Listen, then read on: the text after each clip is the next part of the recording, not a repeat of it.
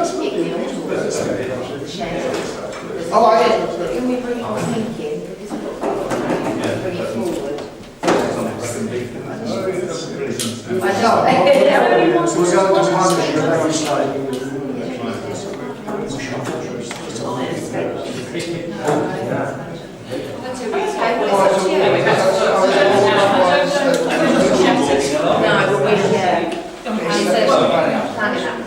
The thing is about earlier this year. It's all looking wrong. You've got a front match. It's all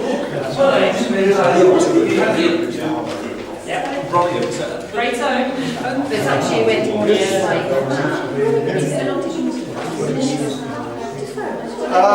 I can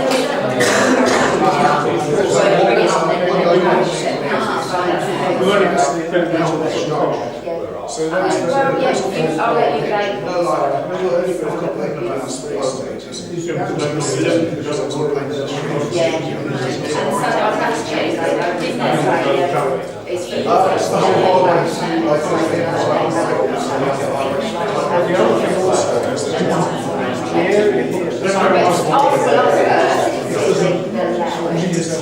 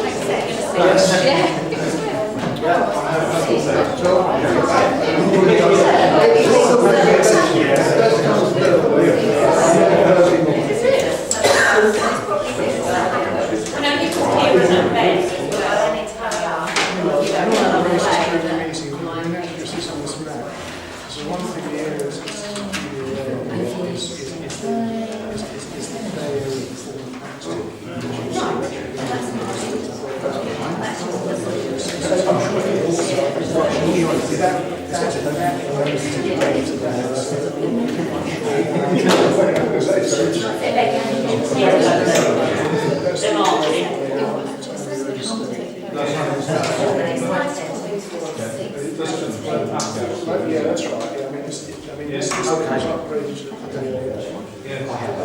Sorry, so the inspection.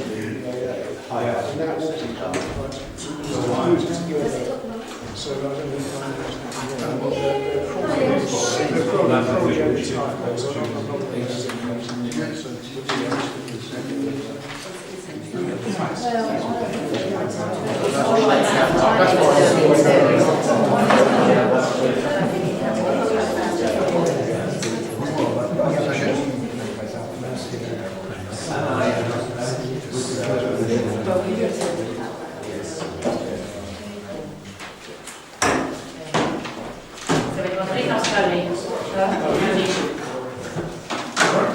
She's not here yet. Hello. I kept that one shut so people come in and sign it. So it's just rock then. There's no sign here.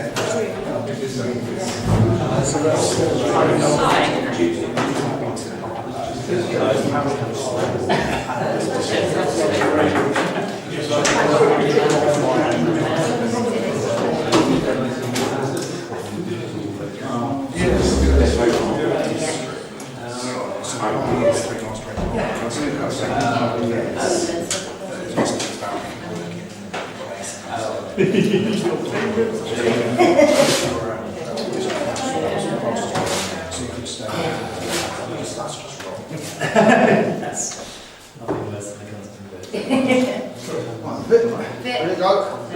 Right. Good evening. It's a minute past 15:15 and it's time to start. I'd like to welcome you all to the autumn edition of the year of the Parish Council, and I hope everybody had a lovely break during August, and all the councillors are coming back refreshed to take on the challenges that lie ahead.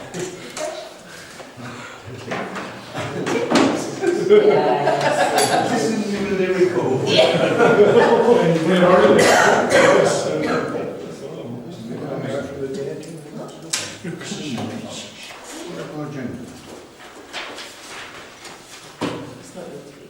That's what I wanted. Thank you. Right. Any apologies for absence, please? It's only family week and over Just before we start, can I just ask that people turn off their mobiles and have them remain on either silent or vibrate, please? Right. The first action is the co-option of Mr. Stephen Drew. We had the process, as for those who were here before, so we will be sticking to the same procedure at the moment, although we are currently reviewing how we do co-options.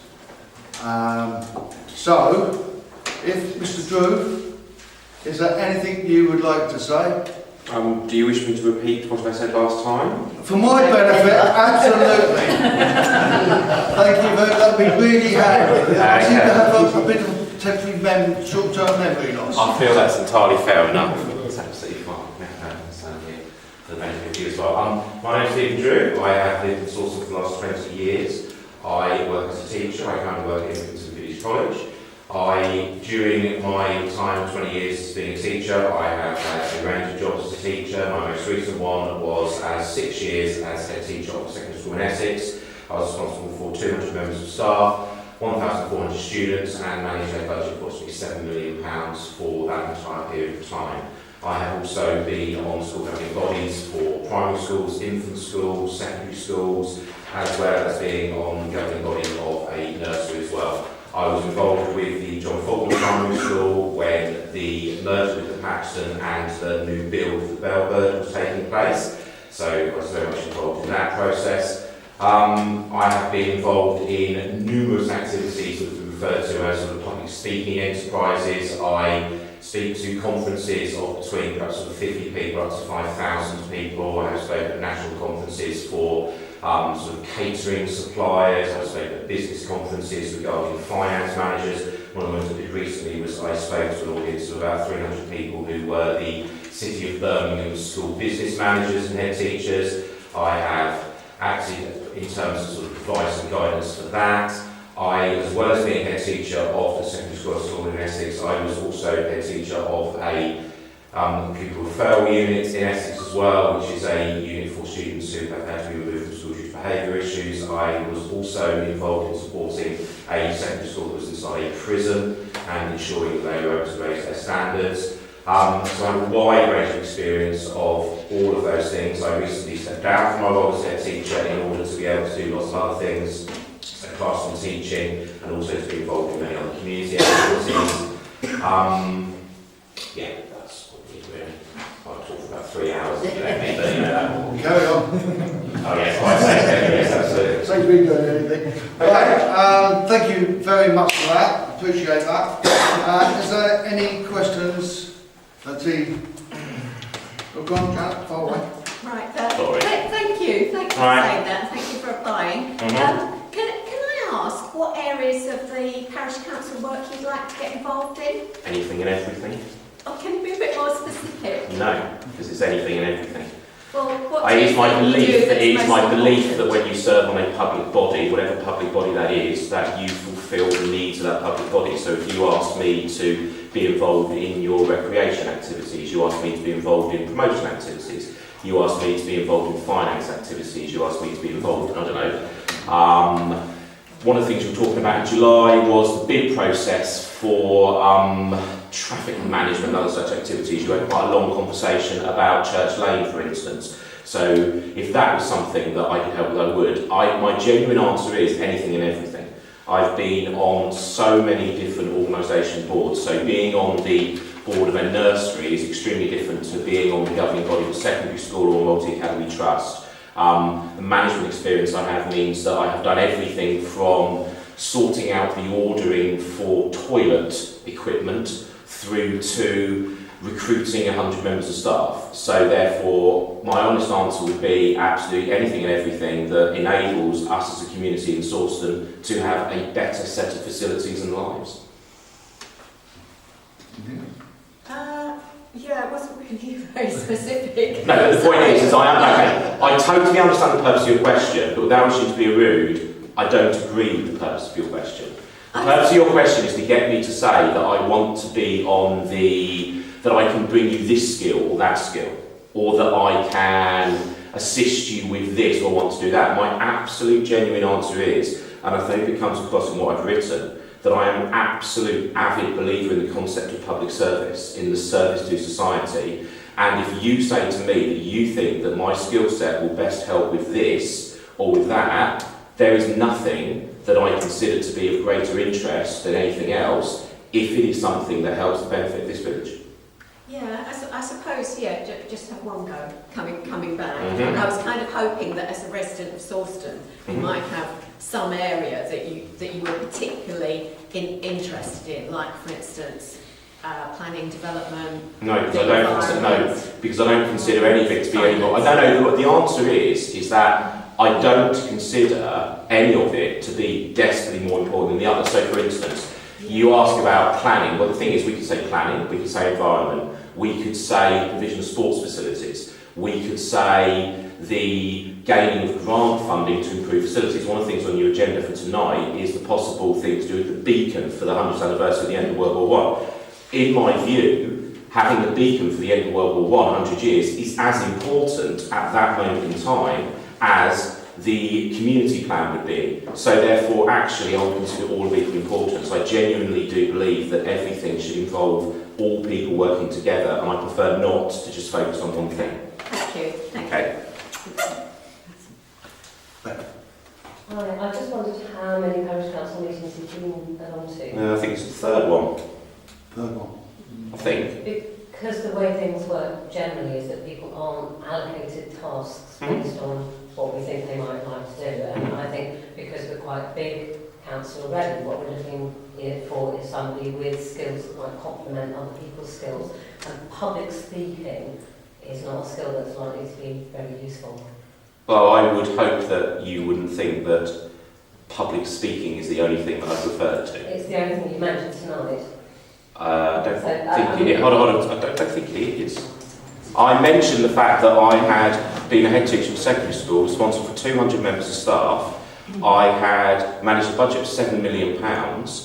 I would suggest that that is a bit more significant than the fact that I mentioned the public speaking. And actually, The reason I mentioned the public speaking was because I have spoken as an advisor at a number of different conferences, some of which have involved government departments, some of which have involved private businesses. It isn't about the public speaking as such, it is about the events that I have advised on. I would give you an example of about 18 months ago, I chaired a committee on behalf of the Houses of Parliament Education Select Committee, which was discussing the issue of the way in which secondary schools deal with academic behaviour, actually. And on that discussion group that I think, there were 2 MPs, there were 3 members of the House of Lords, there were senior advisors to the Education Secretary and others, and I ran the discussion group for them and chaired that group. Now, clearly, the ability to speak in public would be part of that, but I would argue that actually the ability to work with others, to be a collaborative person, to be a team player, to be able to take on board other people's views and work with things is the actual key to that. That's more the kind of thing that I was getting at. Anybody else? No, thank you very much, and thank you very much for your honesty. I have a couple of questions. One is picking up on what Beck said, and that is, if you could name a specific skill that you could bring to the council, what would that be?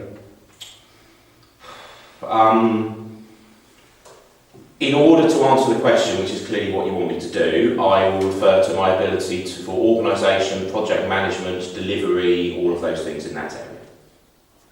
So it's basically working with people, managing people, and areas like that. And the other question is obviously we had the election in May. You put your first application in June, and obviously you've reapplied again. Can I ask why you didn't go for the election?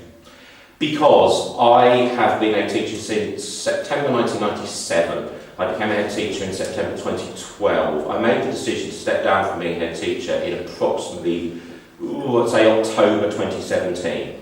I made the decision to step down because I wanted to be able to do other things, but as you can well imagine, that's quite a profound decision to make within your career, okay? Yeah. For those of you who have held senior management positions in any organisation at all within your career, that's a very profound decision to make.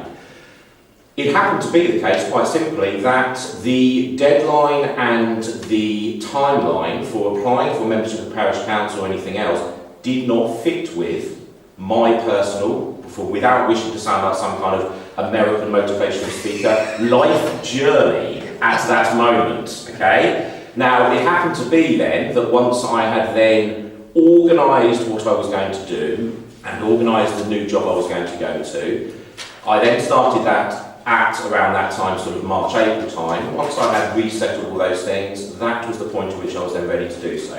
I recognise that clearly there is a normal process for this, but at the same time, there is also a process which allows co-option outside of that process, and there are vacancies. And whilst it is entirely up, obviously, to the councils to decide whether or not they wish to co-opt anyone, I believe that I can add value, but equally it is for you to decide.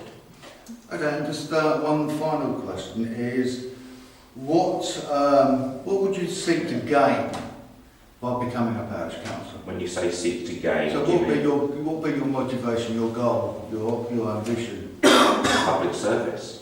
Just being to the public service. Is that not enough? Giving what you can be in that ability. Yes, that's it. Okay, that's fine. Thank you very much. Right, what we will do now is we will go to the vote on the ballot. There's only one this time. There's only one, so it won't be long and laborious, and there won't be any flashing lights either this time.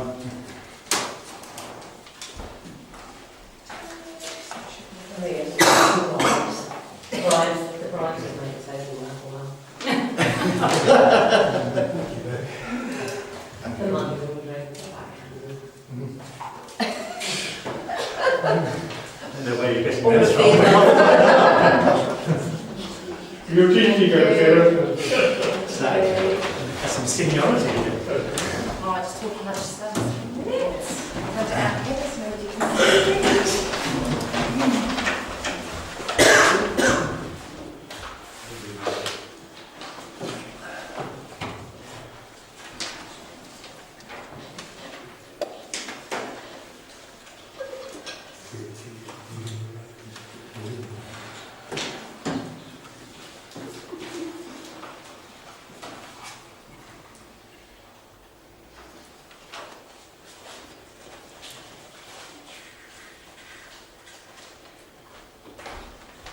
change. He wants to just come out to make sure I'm not cheating.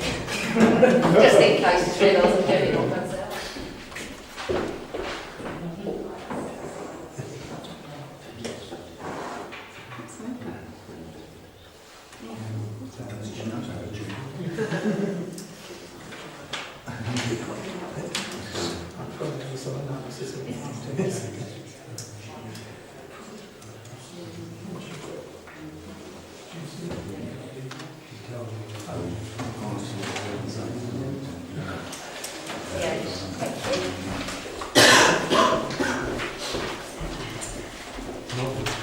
Marcy, you've been involved with that. How did you recently?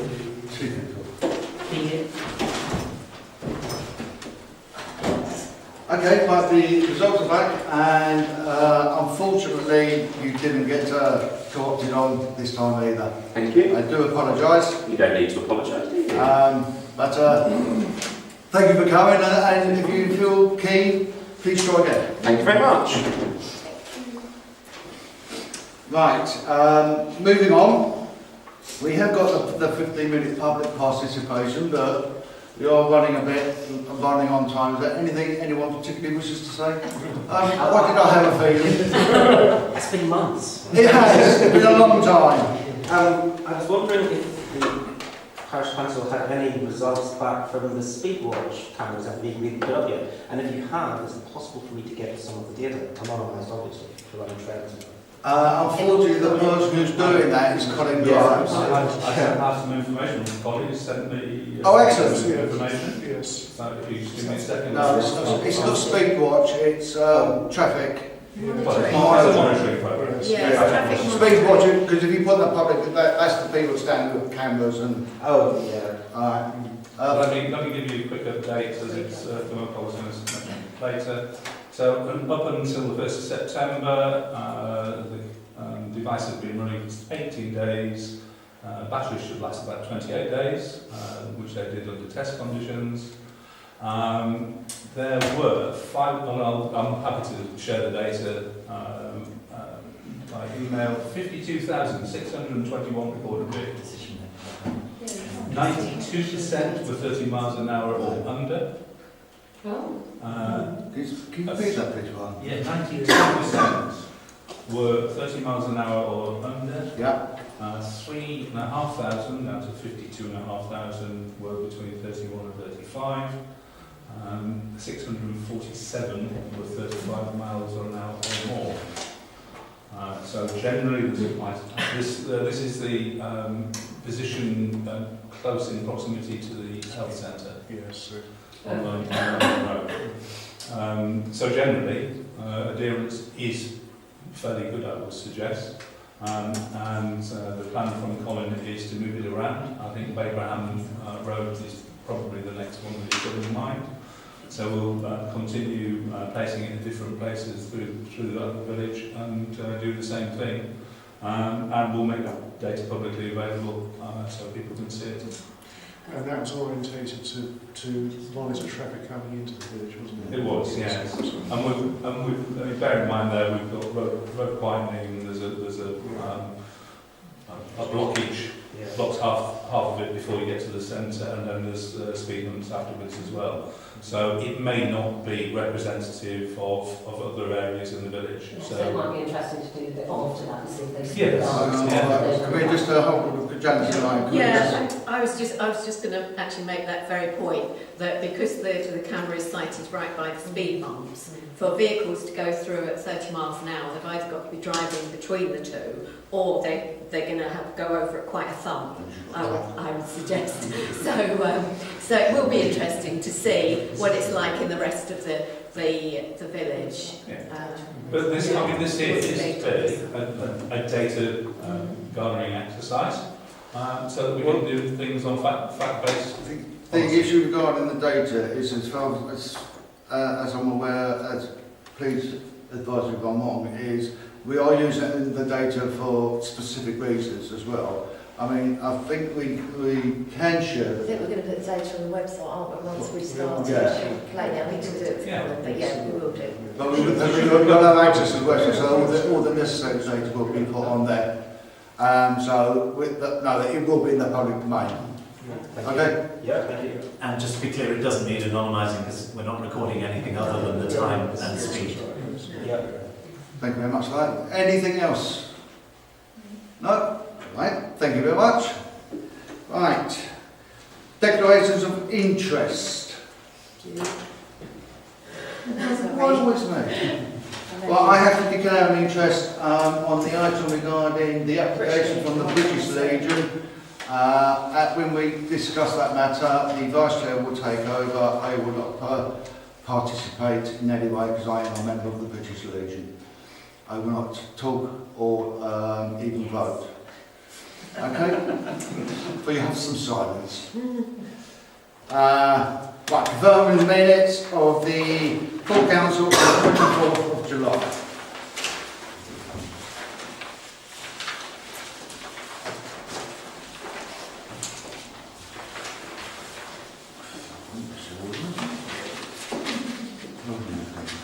Right, item 79, 80, 81, 82.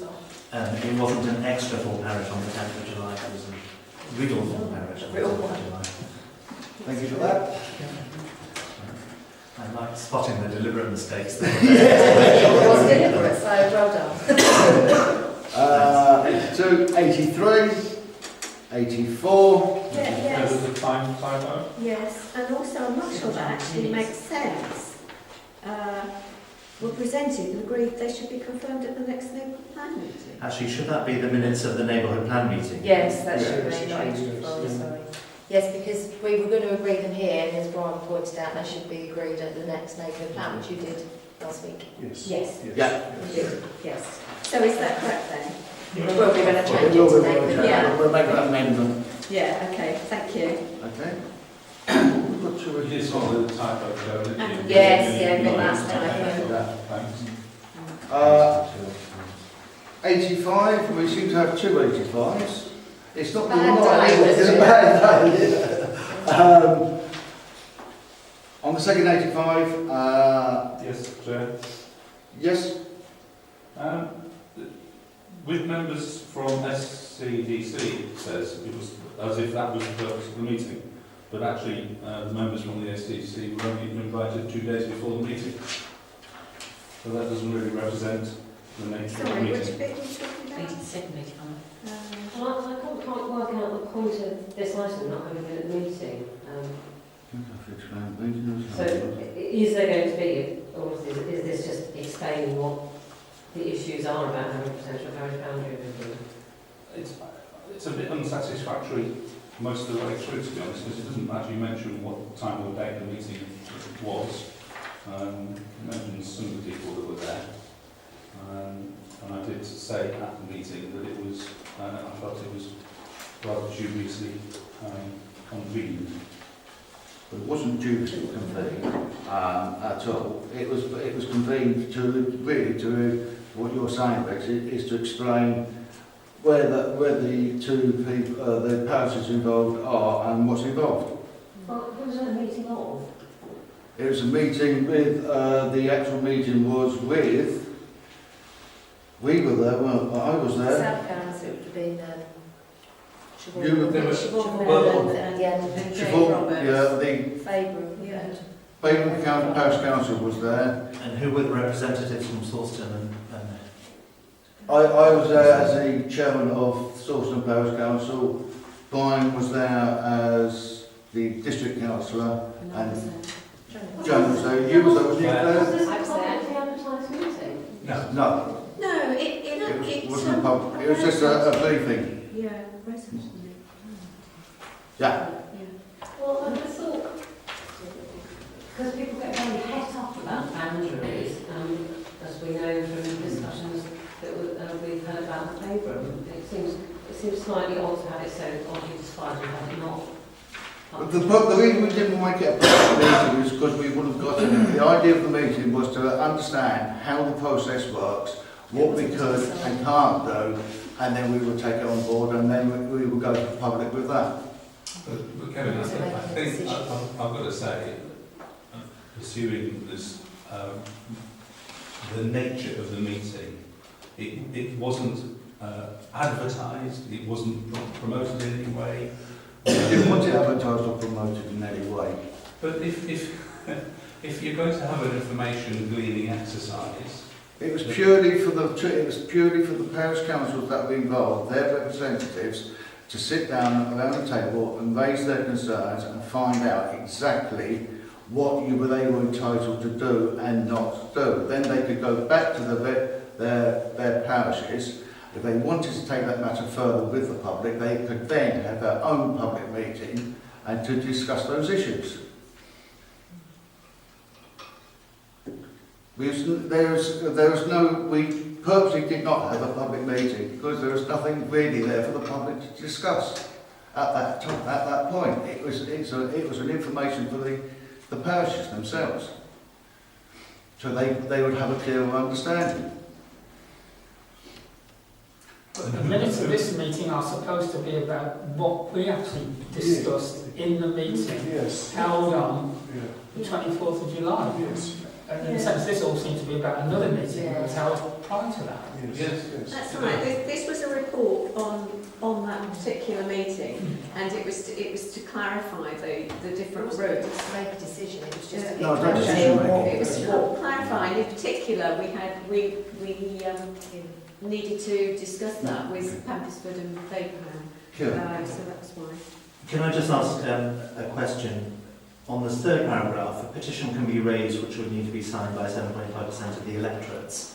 Does that mean that if a boundary review involves two villages, then it's the combined electorates of those two villages? That's something that was raised up, because one of the things that I raised, and that was proportional representation. So the issue that was worried me about that was, if you did it that way, because of the size of Sawston, that could overpower what Baker would do. So Brian, please do help me on this.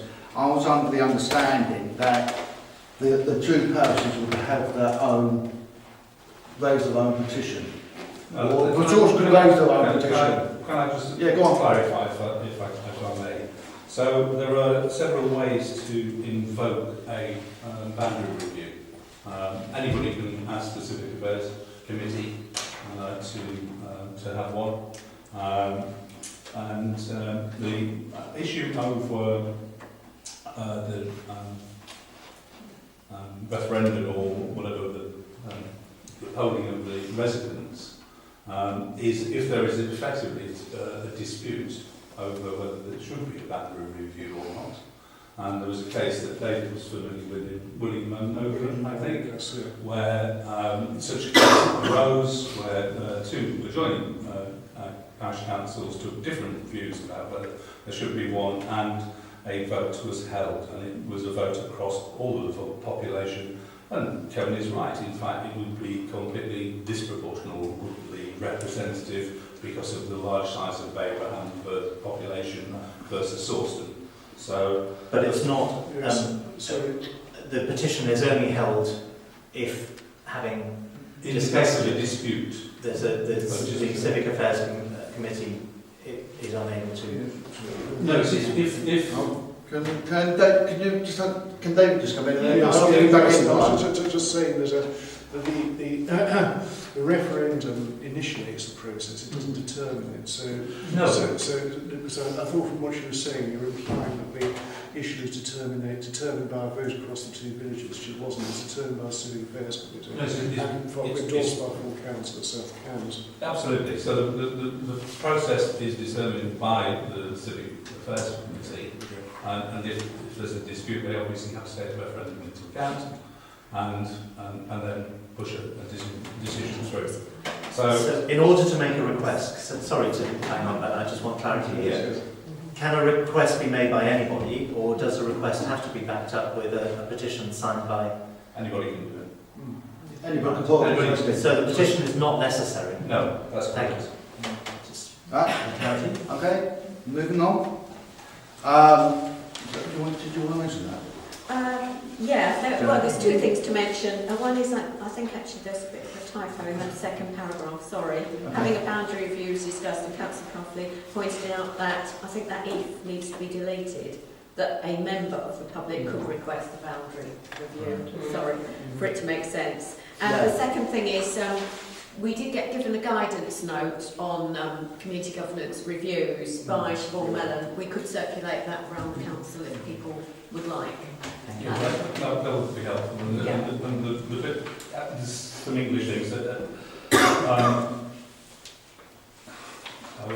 think not to worry too much about the English, but you've mentioned, for example, if the inspector thinks the boundary on the paragraph 4, but that's the first mention of the inspector. I think there's some. I think that whole thing should really be reviewed and restructured. But there you go. And the critical thing that came out of that guide that you mentioned, Janet, and thank you for mentioning it, was that last part of the sentence where community governance, it has to be effective and convenient. And my whole issue with this issue of a boundary review is to have the new developments as part of Abraham Parish Council would be the opposite of convenient. It would be very difficult to administer, with potentially houses straddling the existing boundary between Sawston and Abraham parishes.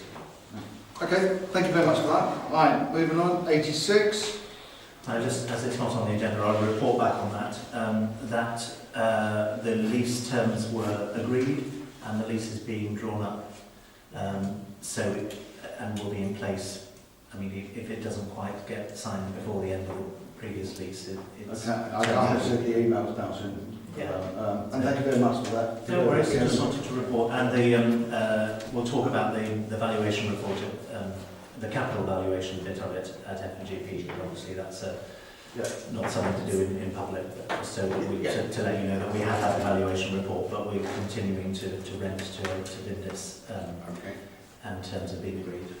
Okay, excellent. And thank you for that. 87, 88, 89, 90, 91, 92, 93, and that's it. Can I have a proposer that they are go through the review?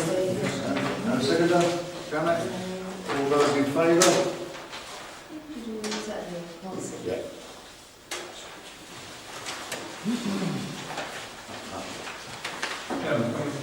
As it's appended to the minutes, and we thank Councillor Blythe for his work on the response to the local plan, please. Absolutely, you can have that noted.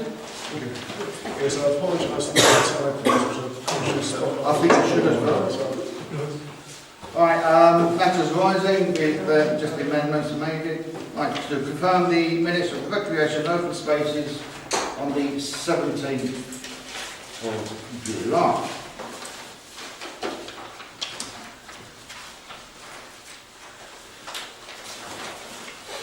Right. One. Sorry, Chair. We've got some oddness in here, of course, I think, basically by putting and pasting. So, the first paragraph below the heading, it said to nominate Councillor Neil Reid as Chairman of the Parish Council, rather than the committee.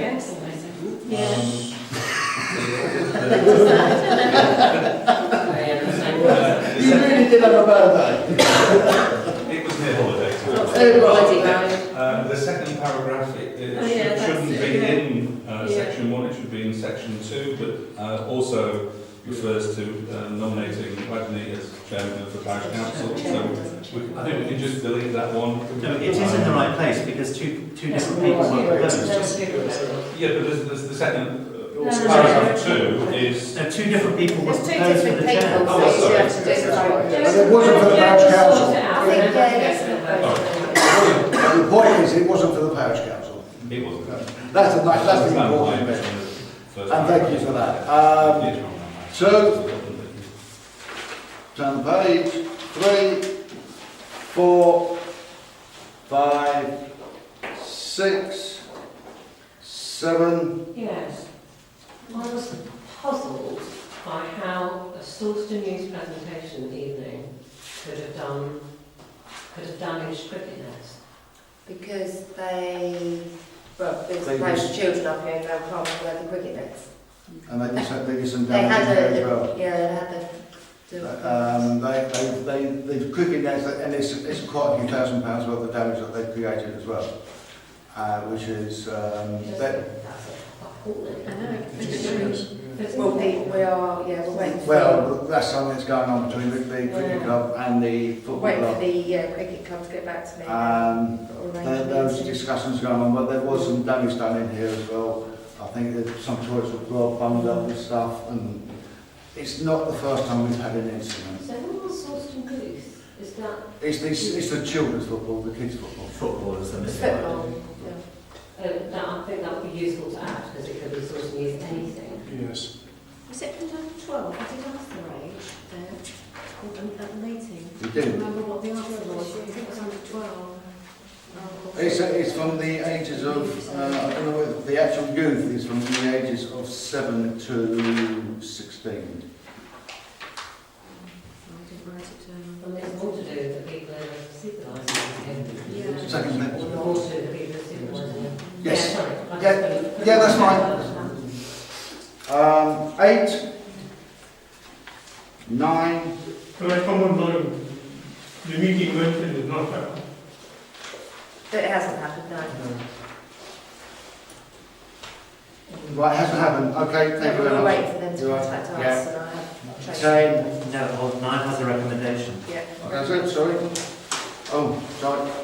It's proposed to the Council David Barr and seconded by Swindon Company to recommend to full that the parish writes to the South Cambs District Council and pursues the possibility of taking ownership of Linton Way recreation ground, whether the skate park goes ahead or not. Just I about. thought we'd already agreed this, but No, maybe no, something no. was something was discussed. I think we discussed it before, and Dave said he'd like to Well, actually yes, need to. now made informal inquiry. So just a vote on that. Do we agree that David goes ahead with that? Right, is that everyone? No, right, not? Right. Yes. Is that Yeah. unanimous then? Yeah. Yes. 10. That's a recommendation as well. Yes, Oh, it's all recommendation now, Yeah, is it's it? always his recommendation. Yeah, it was proposed by Councillor Brian Mills and seconded by Councillor Kevin Cuffley to recommend to full council that we paint, keep, clear, Please, clear. actually, on the fence, stop it. Oh, right, yes, on the, At the entrance to the yeah, building. rather than have the bollards, wasn't it? Yeah. That's just a vote, unless anyone's got anything to say. Anyone to add to that? Do we all agree on that? Yeah. Can I take a vote, please? Thank you. 11 is a recommendation.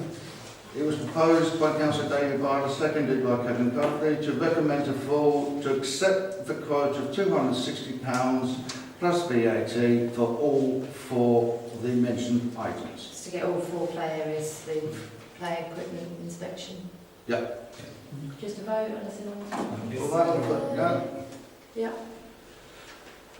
Charles' recommendation. Right, it was proposed by Councillor Kevin Cuffley and seconded by Councillor David Barter to recommend to full we install signs at each recreation ground, no barbecues on the recreation ground. The clerk will get quotes for next meeting. Yes. Aha! While Joe's finding it, can I comment on this one? Of course you can. I think we have this conversation time and again, that we put up signs on recreation grounds. All that does is create more signs and more mess. If we can't police things and we can't enforce them, it just makes places look messy. And I think if you have little signs up everywhere saying the parish council forbids this, and the parish council forbids that, and the parish council forbids the other, it makes us look both petty, because we're always telling people they can't do things, and ineffective because it can't be policed. I would say for the number of days in the year when it's actually feasible to take out a barbecue onto one of our recreation grounds, then good luck. I mean, especially at Linton Way Rec, if you did damage the grass a bit in the summer, it wouldn't really matter because it's only used for football and it's way before the football season starts. So I have a different point of view on that. I'm sure he would, but I just think for the sake of a minor bit of damage, it seems to me out of all proportion and just really unnecessary and not very nice. So what would you say then if we didn't put signs up and somebody had a barbecue and the ground caught alight and we didn't ask them not to do it? So we are liable. You just have a scorch. We are liable. No, I did say scorch, it caught alight. So The grass had quite got, at that time, Has that ever happened? to Linton Parish Council, yes. You can almost say about the summer fete, when we have... They're raised up here. These are barbecues are actually on the ground. Yeah, I'm just saying barbecues. But they have to abide by safety measures. Sorry, Kieran. So it's basically about liability. You're saying that if we have signs and it burns down, then it's not, then we can claim our insurance. But if we don't have signs, If what burns down? well, if there's any damage or whatever, if they leave the burning coals up against the pavilion, well, we want them to do that. Yeah, we want to with flame. It does seem a bit of... I just think for the amount of risk involved, it's a ludicrous amount of bureaucracy. It's entirely up to you, but I mean, you can show that when you vote. It is a view that was expressed in the meeting. It was. Yes. And I've got to say that I generally agree with Beck, particularly on the point of enforcement, because we don't carry out enforcement.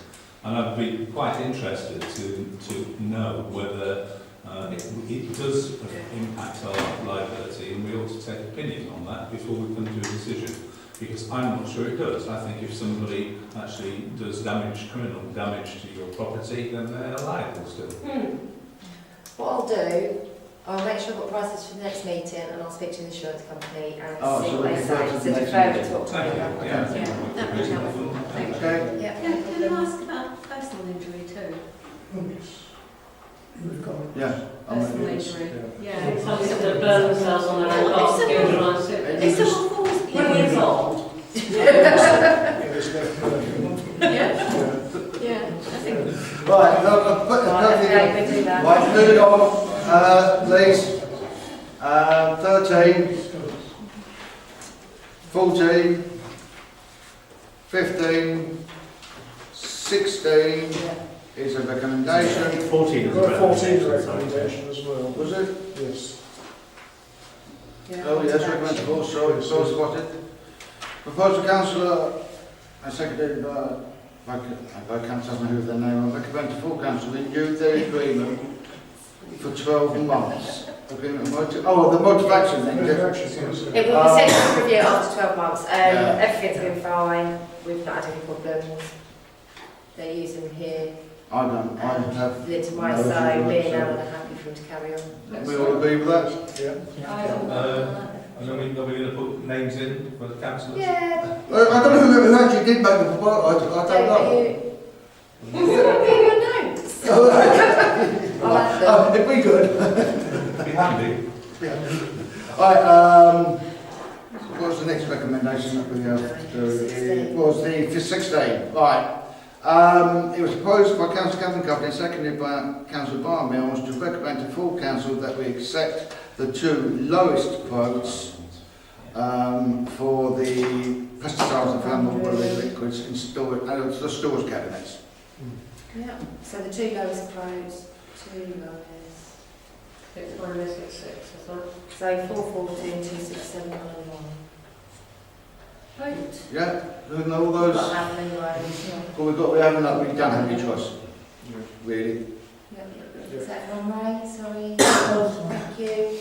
Right, the next one, 17 is a recommendation. It was proposed by Councillor Janet Martin and seconded by Councillor Alain Pillay to recommend to full council we purchase another skimmer as a spare at a cost of £688 plus VAT. Any comments? I note that, if I remember rightly, it was you that was the one that spoke against this, wasn't It was. and I must say, this seems quite a large amount of money to pay for a spare. That was my concern. Buying new equipment when you've got perfectly serviceable equipment seems a bit indulgent, really. Was there any suggestion at that meeting about what it cost to hire one? No. Can you not get one quickly? And you would be able to, Well, yeah, that's I mean, the that's time. Well, it depends because of the time of year, like when we needed it, because they were using them a lot, they have to go in for repair quite a bit, and I think that was the thing. One's gone in, but the issue that I raised on it was, one was obviously the fact that at that time it was hard work, but what I did raise as well, my concern was the groundsman using his time in the best way? Was his time management being used most effectively? And why do we need to have a spare one when it's only going to be a spare? And I have to agree with Brian. I think it's a lot of money for something that's potentially could sit in the shed for years before you use it. okay, so you need to, if you don't agree with it, then you need to vote against it. Yeah, that's my concern. Also, my concern would be, is there an incident report with the clock and why did the machine go on? What happened to the machine? Well, it's the strimmer, it's the string that keeps going or whatever, and then it has to go into to be repaired. Why was it damaged? It's just general wear and tear. General wear and tear. I guess you have to measure sort of time wasted about having to change plans against the cost of the strimmer, because the groundsman and the assistant groundsman time is also of value. And it sounds as though the reason that was agreed at the meeting and 8 people voted for it was because it was, there must be enough times when both the strimmers need repair because one is I think it's to do with the appearance of the village as well. Yeah, Summer when there's lots on. I mean, the churchyard, quickly and this cemetery takes 2 days. It's keeping it tidy as Oh, well. no. That was the reason Do you for think it. we ought to wait and see what next summer's going to be like then? Is that a decision we can postpone? Because we're not going to be needing 3 strimmers anytime in the next few months. I mean, potentially there's no reason why we couldn't do that. We could defer until next summer or next spring. And look at it then and see. I'm quite prepared to do that. I'm happy to do that. We need to vote on this, you need to vote against it, you need to vote. Right, so we need to take a vote on this. All those in for having buying another buying the strimmer. strimmer, can you please raise your hands? All the Hold on. Me. 1, 2. Who's the other one? Mr. Mallows. Yeah. Right, against? Right. All those against? Anyone else? Yeah. Right. Thank And you. then defer until next week. And then defer to spring. Thank you. And when we defer, can we put can ask the clerk if she could ask to find prices on, for example, second-hand strimmers, sort of refurbished or something of that ilk, that might be a significant amount less to have as a spare. So you still got the same functionality, and reduce some of the costs. Thank you. Can I clarify the paragraph after that? So, I thought the agreement was that the head groundsman would meet up with the faith committee just to agree arrangements. But is this actually saying that the head groundsman, so 5 people want to meet up with the faith committee? Is that what that's saying? That's what that Yes. says. All of those people recreation. All of those people are going to meet by themselves? No, we arrange a with the meeting faith with committee. the faith committee. Okay. With the faith committee. Yeah, before the next, to arrange for him to. Because there's I think there's some issues there, so the groundsman has with it, and he wants to raise those with the faith committee, and obviously we will be there as representatives of the parish. Right, moving on. So that's 17, 8. Nothing else from that? 18, 19, and 20. Can I have a proposal that with the amendments that is a true record?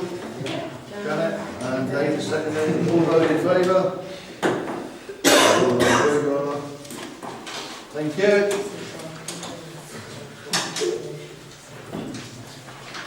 Okay. We come to planning applications. Right,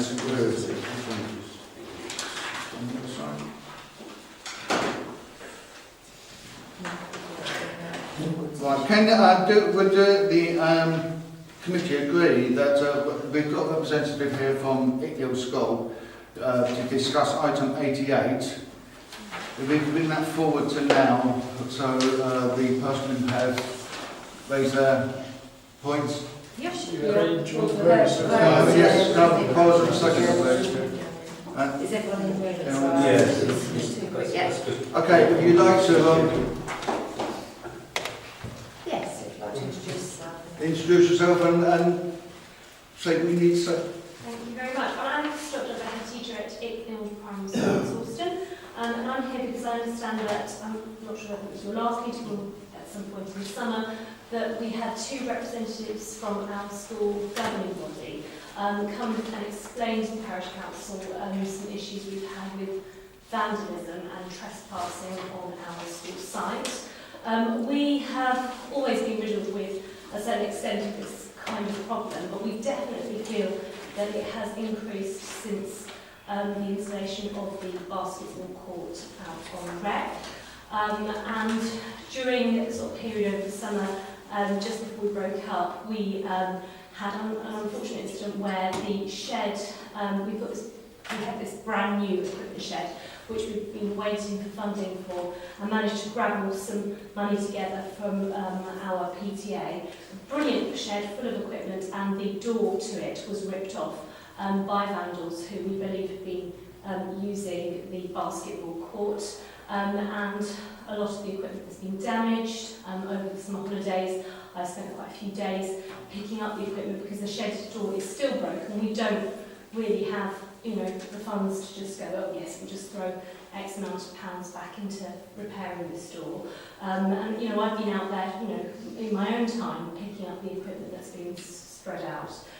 The children have had to completely relocate their equipment. This is equipment that they use to keep themselves, occupied and out of trouble in the lunch hour. And it's a really lovely resource for the school, and we feel it has been damaged due to the installation of the basketball court. We've also had several situations where members of staff have had to go out and escort trespassers off our property who have been coming off the basketball court onto the property trying to find their balls, which are going over the hedge, which is about 6-7 foot in height.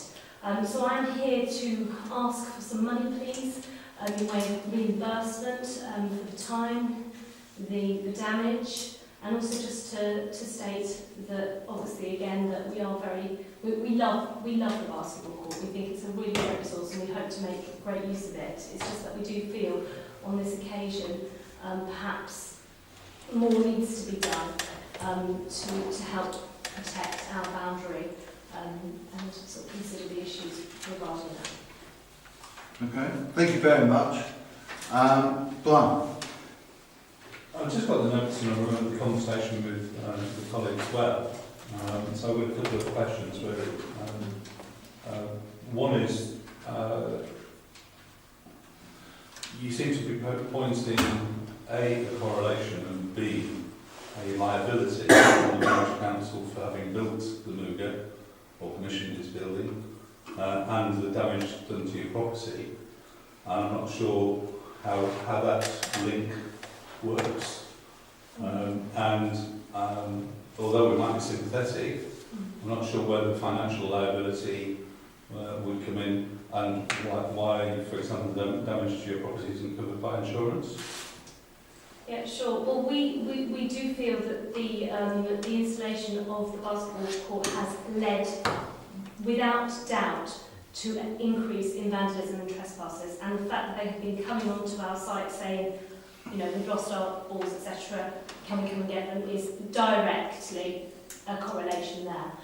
We also know on the day that the incident happened that we had at least 3 sets of school-aged children, not from our school, escorted off our property trying to get their balls back from the basketball court. So we are putting two and two together, but I do think we are coming up with the answer for.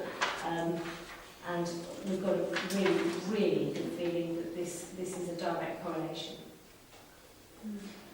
And the question about insurance, financial liability.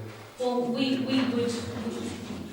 for insurance purposes for that level of damage. You know, I'm here more out of principle because it would have been nice in hindsight to have more of a discussion about the implications of the installation of the basketball court and the impact it could have on our school, given that we are in such close proximity. Joanna? You say you had escorted school children off your site. They weren't small, no, they weren't small. You said there were school children. Yes. How did they actually get into your site then? Do you have locked gates? We do So have- are they actually climbing over a 7-foot fence? They are climbing over, I think it's 6 to 7 foot fence, yes, they are. We've worked out the place that they're coming over because there is sort of marks on the wood where they're coming over. And we've also seen them coming over. Beck? It's nice. So what we need to do is have a look at the site and work out how we can help Icknield keep balls out of their playground. But I just want to second Brian. I think you were talking about reimbursement as though it's something that the parish council has done. You know, the idea of the new bill was to give occupation to teenagers so they wouldn't be doing vandalism. We couldn't accept any direct liability, I'm afraid. Although, as everyone's saying, we're very sympathetic and definitely want to look at ways we can make the situation better. I don't know whether I agree that you know, we have definitely seen a reduction in vandalism because of the basketball court installation. Actually, what we're finding is we're getting quite a lot, and I think this was raised at the last meeting, there's a lot of litter, rubbish, a lot of antisocial behaviour as a result, I think, in my opinion, of the installation of the basketball court. The PCSAs are aware of that and doing more checks, and we put in more bin, we put another bin on Friday. It's people not being able to put, chucking rubbish by a bin rather than in it. We have to put more in and so there are more checks. Yeah, I was just having a look at the minute because I do remember your colleagues coming to the meeting, and I think at that point in time there was the issue of the litter and the bottles, etc., and the children being generally upset by that, and there was also the issue of damage to a bicycle or something. So presumably the shed damage has been since then? No, the shed damage was part of that. I do apologise because I think it was the 17th of July we were meeting actually. With 17th of July. Yeah, I couldn't attend because I was with the children to the disco. But our governors attended the meeting, and I don't know whether they conveyed that actually it was both the shed damage and damage to a member of staff. Yeah, we perhaps didn't get as much of that. But the other thing that we did agree to do, which we did do, was contact Romsey Mill, who do a lot of work with local youngsters in the area. We did do that, so we could ask them. They have said that they're going to come out as well. We could ask them again, though, couldn't we? We could ask them. Well, I won't ask them. I'll ask them what if they have done. Because they said that they would come out and. My understanding is they actually do kind of regular sweeps, because Kevin and I actually went to their awards day and we talked to them about this issue of vandalism and what was happening in Sawston, and they actually do kind of regular sweeps. One of their colleagues, advisors, whatever you call them, regularly goes round the recreation grounds to see what's happening, and we'll talk to anyone there. So we need to get a report back on whether they found anything to do with Linton Way, and I suppose also look at whether there's anything that can be done about the fence, maybe. Possibly. Might be a way forward too. Yeah, I'll echo what Janet's just said. What's the possibility of adjusting the height of your boundary fence? At the moment, I believe it's a privet hedge, but we have a metal fence, you know, on one side of it. Yes. So I mean, it's a possibility. Do you think it's feasible? I mean, I'm not making that as a recommendation. I'm just wondering what, practical... I definitely think moving forward, we need to think about the height of the fence, and that's not something we as a school can afford. I mean, we are struggling, even with things, and I wish to talk about this at a later agenda item actually. Me coming here to ask for money is a reflection of the dire situation our school is in financially. Yes. And so any support to increase the height of our fence would be very much appreciated. Tony was... Yeah. If people are using the mug appropriately and balls are going over into the school, then I think we ought to have a site meeting with some members of the parish council, some members of the school, to discuss the situation, because balls going over into the school obviously leads to more people going into the school to actually access the balls and get them back. So I think we may not have a liability, but I think we ought to look at this sympathetically. Yes, just that. And I think, Icknield can always ask us for money for specific things as well. If we can't, we can't admit liability because we're not technically liable for it. But if you need money for specific things, such as shed repairs, then we've got an application process for that. In which case we will obviously liaise further and we'll go forward in that way. I'm section 138. That's 137, but as long as we can't give money to something that the county would be paying for. So building and stuff, obviously, we wouldn't be able to give money for that because that's something the county council should be paying for. But there are other things that... The trouble is that it doesn't belong to the county anymore. It's academy, isn't it? Tony? Yeah.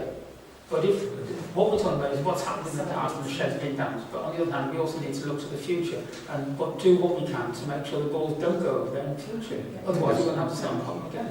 Okay. I'll arrange a meeting. Right, so what we would do is, and I have to agree that asking us for the liability aspect of it is pretty awkward to do. And the other issue with that is we did say, yeah, that's fine, we would out of generosity pay for it. That sets a precedent. Any people can start saying, well, it's your fault, this happened, before we know it'd be a nightmare. So one of the issues I think that's coming out of this, number one is, as Brian said, what assurance measures have you got against this? Number two is, what I do recall at that conversation with the people at that meeting, we did discuss CCTVs, and the parish council may be able to help you with that, so you could film it, and that way you would have evidence. That's something that the parish council would possibly look into for you. And regarding the height raising of the fence, I'm not sure if the county could maybe, although you're an academy, the county may be able to help. Oh, you're not an academy? We're not an academy, but if I get the opportunity later, I will explain the reasons why I don't think that's a likelihood.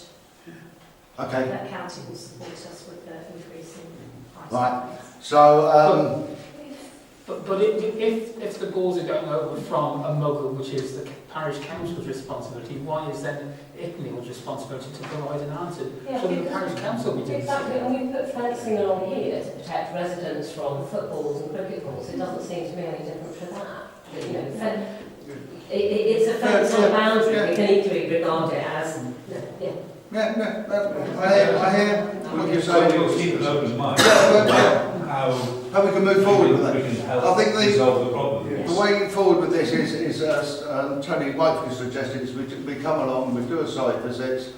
I would recommend that the myself, the chair, and the vice chair come along. If that's okay again. Is that okay with the council? Take the groundsman or something you know about. I would think the chairman of the recreation as well. Yes. And what we do, if you like to liaise with the clerk, we'll set up a date, we'll come and do a site visit, and we'll come to some arrangement. Thank you very much, I appreciate that. Okay? Yeah, thank you. Thank you very much. And you wish to stay and listen to the next? Just to talk about the that one. Okay, right. So we're then moving on to planning applications. We are looking at plus one S2884/1FL, demolition, garden, room and erection of single-storey rear extension at 32 Queensway, Sawston. Any comments, please? Janet? Well, I can't see any issues with this, so I was going to propose that we support it. Seconded, right? Well, that's it. That's simple. All those in favour? 1, 2, 3, 4, 5, 6, 7. Those against? Abstentions? You know that. Next one, S287518FL, replacement of single-storey front entrance porch at 35 Linton Way, Sawston. Comments, please, Bex. One comment, I couldn't actually see the plan clearly enough on the website to see what was in it. Have you done the same? Yeah. We can make note of that. I think Yeah, we need to, because absolutely. we can't actually, I mean, it's not clear why a front entrance porch requires planning permission, because you just thought it was permitted to have it. No, not all of it's in the front of the building. No, well, in that case, we do need to see. Sorry, I have a copy of the plans here, which, like you, I couldn't read on the screen. I had to print it out actually in order to be able to get the resolution. And as I see it, it's basically a very slightly larger porch than the one they've got at the moment. I hope that's if you're interested. Janet? I was just going to add this explanation. This was the application, one of the ones that David and I looked at during August when Planning and Environment weren't meeting. And actually, we sent it back to South Cambs because there were no plans at all to view then. So I would suggest that we send it back with a comment that we're unable to read the plans satisfactorily. Well, we should comment about the poor quality of the plan rather than, because if you print it out, you can read it. If you can read it, yes. I find it online. Yeah, poor quality. Yeah. With the magic. Right, yeah. Do we want to support it? I would be happy to support it because, as I said, it's the total depth of this is 1.3 metres on the front of the building. So you're proposing that you support? Yes, and 2.5 metres wide. Yeah, I'm proposing that we support it. Yes, okay, well, I'll second that then. All those in favour of that? 1, 2, 3, 4, 5, 6, 7, 8. 8. Yeah. Okay.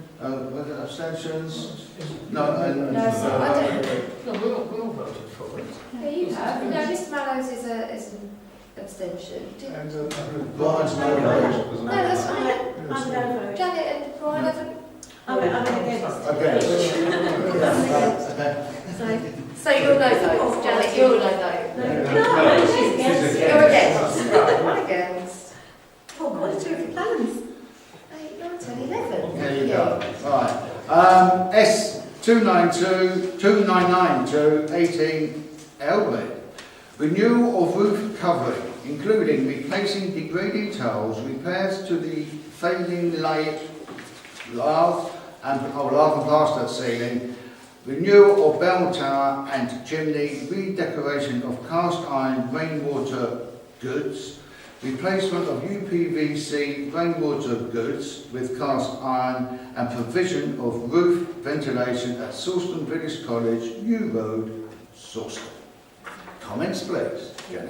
Well, this is a listed building. There is a heritage assessment on the site. I mean, it looks okay, so I propose that we support it. yes. Yeah, second, I just did read through the heritage statement. And the work is fairly urgent because the ceiling's actually It's falling apart. That's good. I have to. Right, all those in favour of that? 3, I'm going to vote for that just because it's not going to be. It's not controversial. Yeah. Yeah. That's fine. Yeah. Right, I don't think the next one requires a vote, as far as I could tell. It seems just No. really- it does, it's for opinion It's only. for It's for information only. information only. Yeah, so you're all happy with that? Noted. Well, No objection. noted. Um, S316918FL, single storey rear extension at 34 Brookfield Road, Sawston. Comments, please. Brian. Just having read this, I was astonished that A, there was room for 4 garages at the rear of this plot, and that he wanted to build them, he or she, sorry, I don't know. I think this is different Brookfield Road. This is 34 Brookfield Road. 3169, this is 34.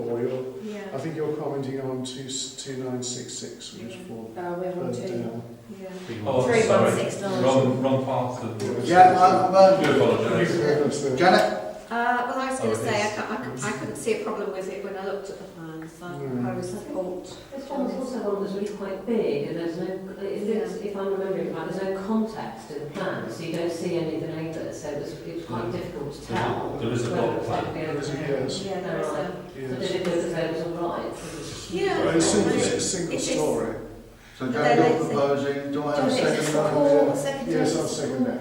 All those in favour?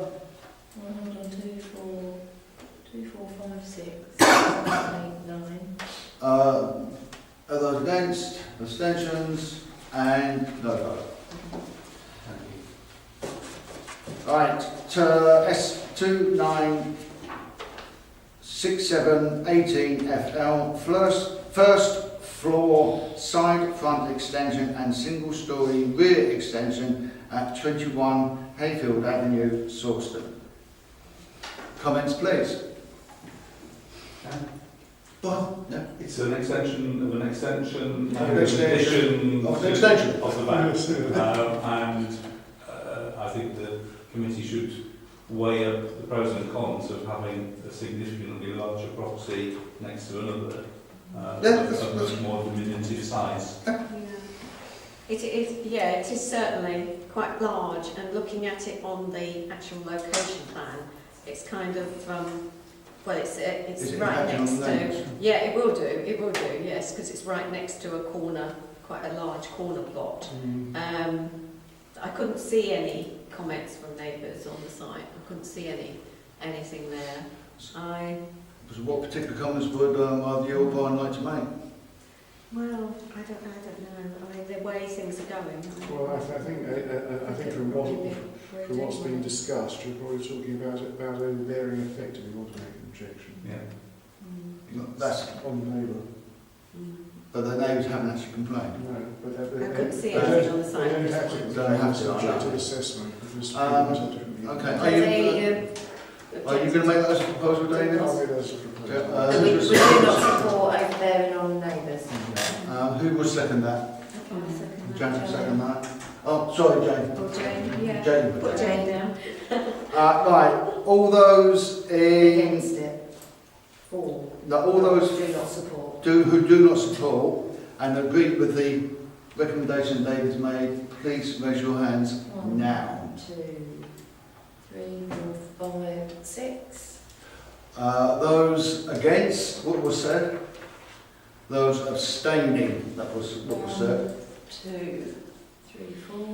And Brian, no vote? Yes, thank you. 6, S169918FL, retention of vehicular access retrospective at the junction of Durnford Farm Lane and Stapleford Road. Stapleford.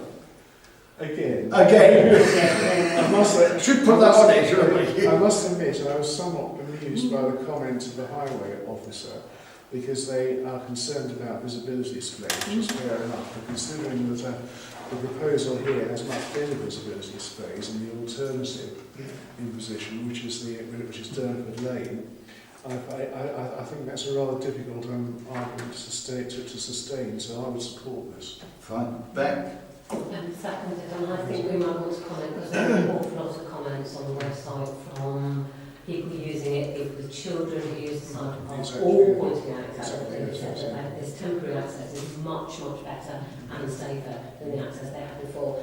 And I don't know, they seem to be making some kind of objection on the grounds that it's using up a tiny bit of green belt, which I think generally felt to be a ludicrous reason to object to it, for the sake of 1.5 metres if we're getting more Safe safety for cyclists and children. So I think we should add our voices to that.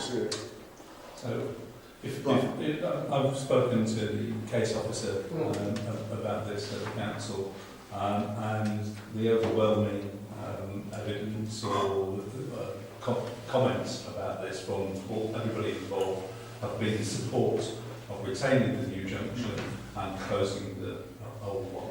And that's the proposal for us now, because if you see on one of the plans there's a group hedge to be put in place to stop people using the old road because it's so dangerous. And although it's not ideal for the cyclists because the path is still quite thin there, everybody seems to agree, and this is whether it's Sustrans or all the parish councils, including us, at least twice.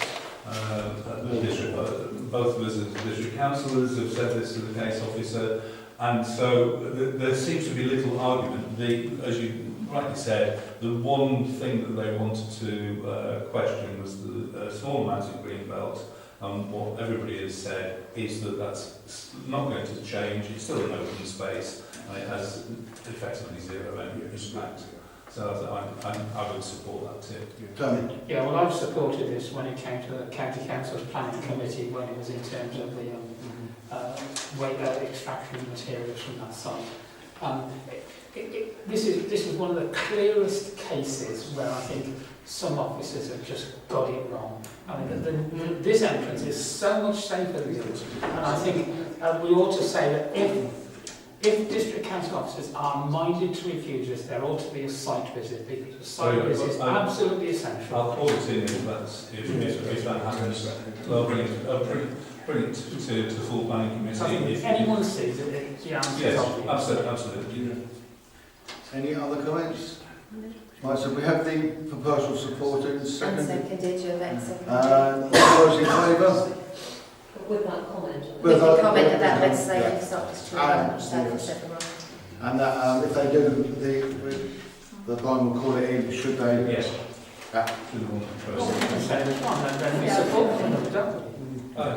It's basic elements. Right, moving on. S296618FL, proposed single-storey 4-bay garage following the demolition of the existing single-storey 2-bay garage and proposed workshop at 11 Brookfield Road, Sawston. What I said earlier, Chairman. Did you just read that? It's the most perverse arrangement. Yes. It is very tight, actually. Yeah. It does some, I think it's going to have a severe impact on the neighbours. But it's tight already. It was fairly tight already. On the getting in and out of the garage. Getting in and out of the garage, and the actual the butting up to where the neighbours' borders are. It's tight. Do we know what the garages are used for? Car maintenance. So is it a business or is it a hobby? Well, this is something that has been raised, and there were concerns raised over this, but as it was stood out then, and I think it stands now, we haven't got a reason for turning it down because there's no evidence to say contrary to that. You could control it by condition, though. Yes, we could. And Kieran? Yeah, I'm just slightly confused by the title. It says proposed workshop, whereas the plans seem to make it look as though there is a workshop next to the garage. It actually proposes demolishing the workshop. Yeah, well, exactly. Turning it into 4 garages. So the southern end of the plot, where there's existing buildings, so we're going to knock those down and build a replacement. No, exactly. I can see that from the plans. I was just confused why it said proposed workshop. Yes. I mean, in terms of building quality, the newer one is significantly nicer than what there is at the moment, a crappy garage with an asbestos roof. And it doesn't look as though the footprint is any bigger, is it? It is a bit, yes, because the workshop becomes out further than the existing garage and the workshop, as I read it. Right, okay. You see, the way the plan works, traffic from those 4 garages will go down next to number 7, and number 7 is kind of encircled by it because it cuts across the bottom of it at a right angle. Look, Kevin, do you see? It goes like that. So can we not object to it on grounds of, what would it be, overdevelopment of the area? Because it seems a bit wrong to surround number 7 in that way. Have you seen this? Yes. But is number 7 not objecting? That's what I was just... Well, not so far. Oh, yes, that's really strange, isn't it? It's a very odd site, actually. So do we have a proposal? Well, can I propose not what you called? Yeah, you can do what you like. Because On what grounds then? overdevelopment of the site. And Yeah. impact on neighbours. Impact on neighbours, yes, thank Yes. you. Do I have a second for that? Do we want to add that if the council is minded to approve it? Do you want to add that if the council is minded to approve it, it should be conditional that business should be carried on? Yes. Yes, absolutely. Condition, what, sorry? No business should be conducted at the site, On site. because it is a residential road. Yeah. Yeah. Right. All those Sorry, in, seconded Jay. second Jay. All those in favour of that recommendation? Usual. And the reason for that restriction is disturbance to neighbours. Yes. Yeah. Right, moving on. The Cambridge County Council statutory notice for the expansion of the Bellbird School in Sawston. Any comments? None other than to repeat our previous comments about access, parking and traffic generation. If those issues can be sorted, I have no issues with it, because I think that issue has been largely ignored by the applicants, and I'm concerned there's an intensification because of significant increase in the existing situation. Mind if I, just for I bring you in, would you like to make a comment from regards to the Icknield school, and have you any opinions on this? Yes, please. We stumbled across this agenda item because by accident really we were here to talk about the shed. The consultation for this has only just gone into my inbox today. The expansion of the Bellbird could have very, very serious consequences on Icknield Primary School. We are currently not running a single full year group in any of our classes, in any of our 7 classes, yet Bellbird have been over-admitting for several years on a sort of, accepted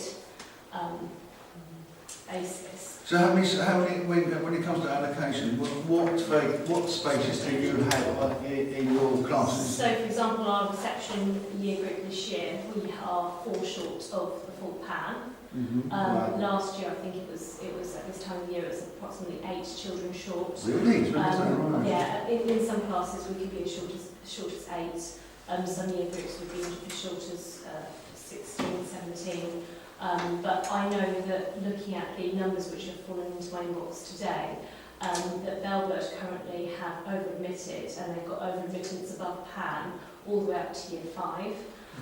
So this has been done on a casual basis, I suppose is the right term to use, for some time, which we were made aware of quite recently.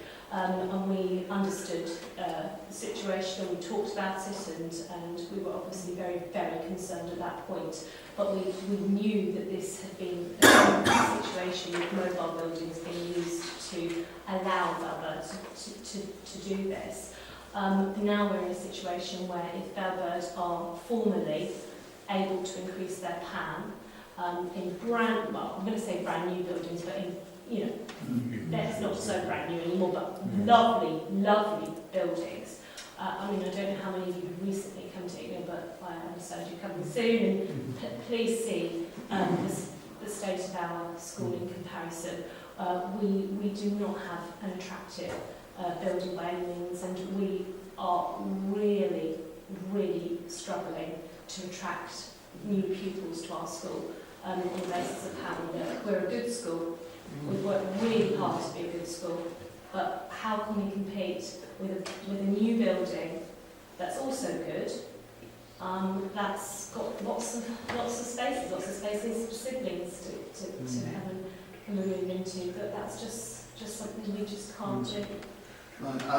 Thank you very much for that. I personally wasn't aware of that situation, and so what I would like to do is, as a county councillor, I would like to come along and have a meeting with you and have a discussion about this, and I will raise that with the officers. If that's okay with you? Absolutely. Yes, because the question must be why is the county allowed this to happen? Why is the county pouring money into Belford rather than spending some on maintaining? Absolutely. Very good question. There should be parity between the schools, but they're surely breaking their own rules by allowing Belford to go over So I asked this question directly to Jonathan Lewis just last week, because I'd quite like to know proportionally how much money is being divided from the capital budget to Belford and Icknield, and why there does seem to be disparity. I have to say that Cambridgeshire County Council have recently given us some money, although that amount has not yet been agreed, but it is insignificant in comparison to the numbers that have fallen into my inbox today. I believe it's 2.46 million going into Belford. And that is a phenomenal amount of money. And I understand some of that is being budgeted from the capital budget plan, and the rest is coming from the housing developments. That's what it says in the consultation. There's other issues regarding the housing development. It depends which one you're particularly talking about. I looked at it and I didn't see where it's coming from. We've got a development going on in Mill Lane. Right. That could be the development they're talking about. Okay. As to the development, the potential developments in the local plan going on the boundary review that we talked about earlier, those are still in discussions on what's going on, and there's been no application coming or no decision made at planning or anything yet. When is it coming to planning, Brian?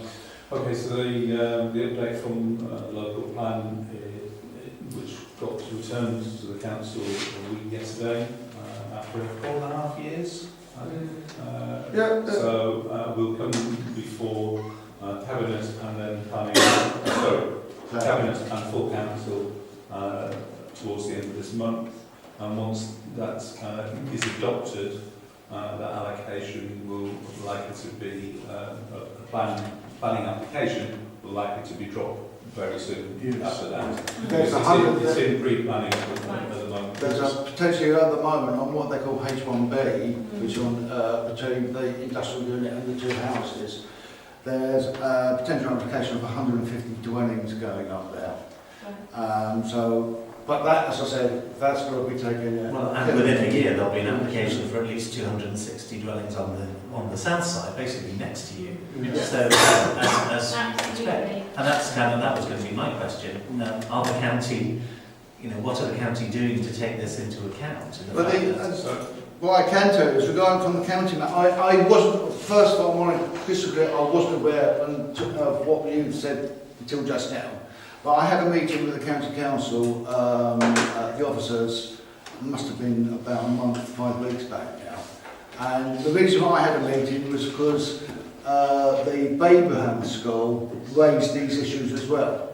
Because Babraham School was basically filled up with 50% of Babraham's estate comes from Sawston. And so the argument is that because the officer argued, well, they're not going to go to Babraham, they'll go to either Icknield or Belford. And he said, well, hold on, they're already coming to us. So you can't say that on the new development they won't be coming this way as well. They'll go where they want to go. So we're having discussions with that.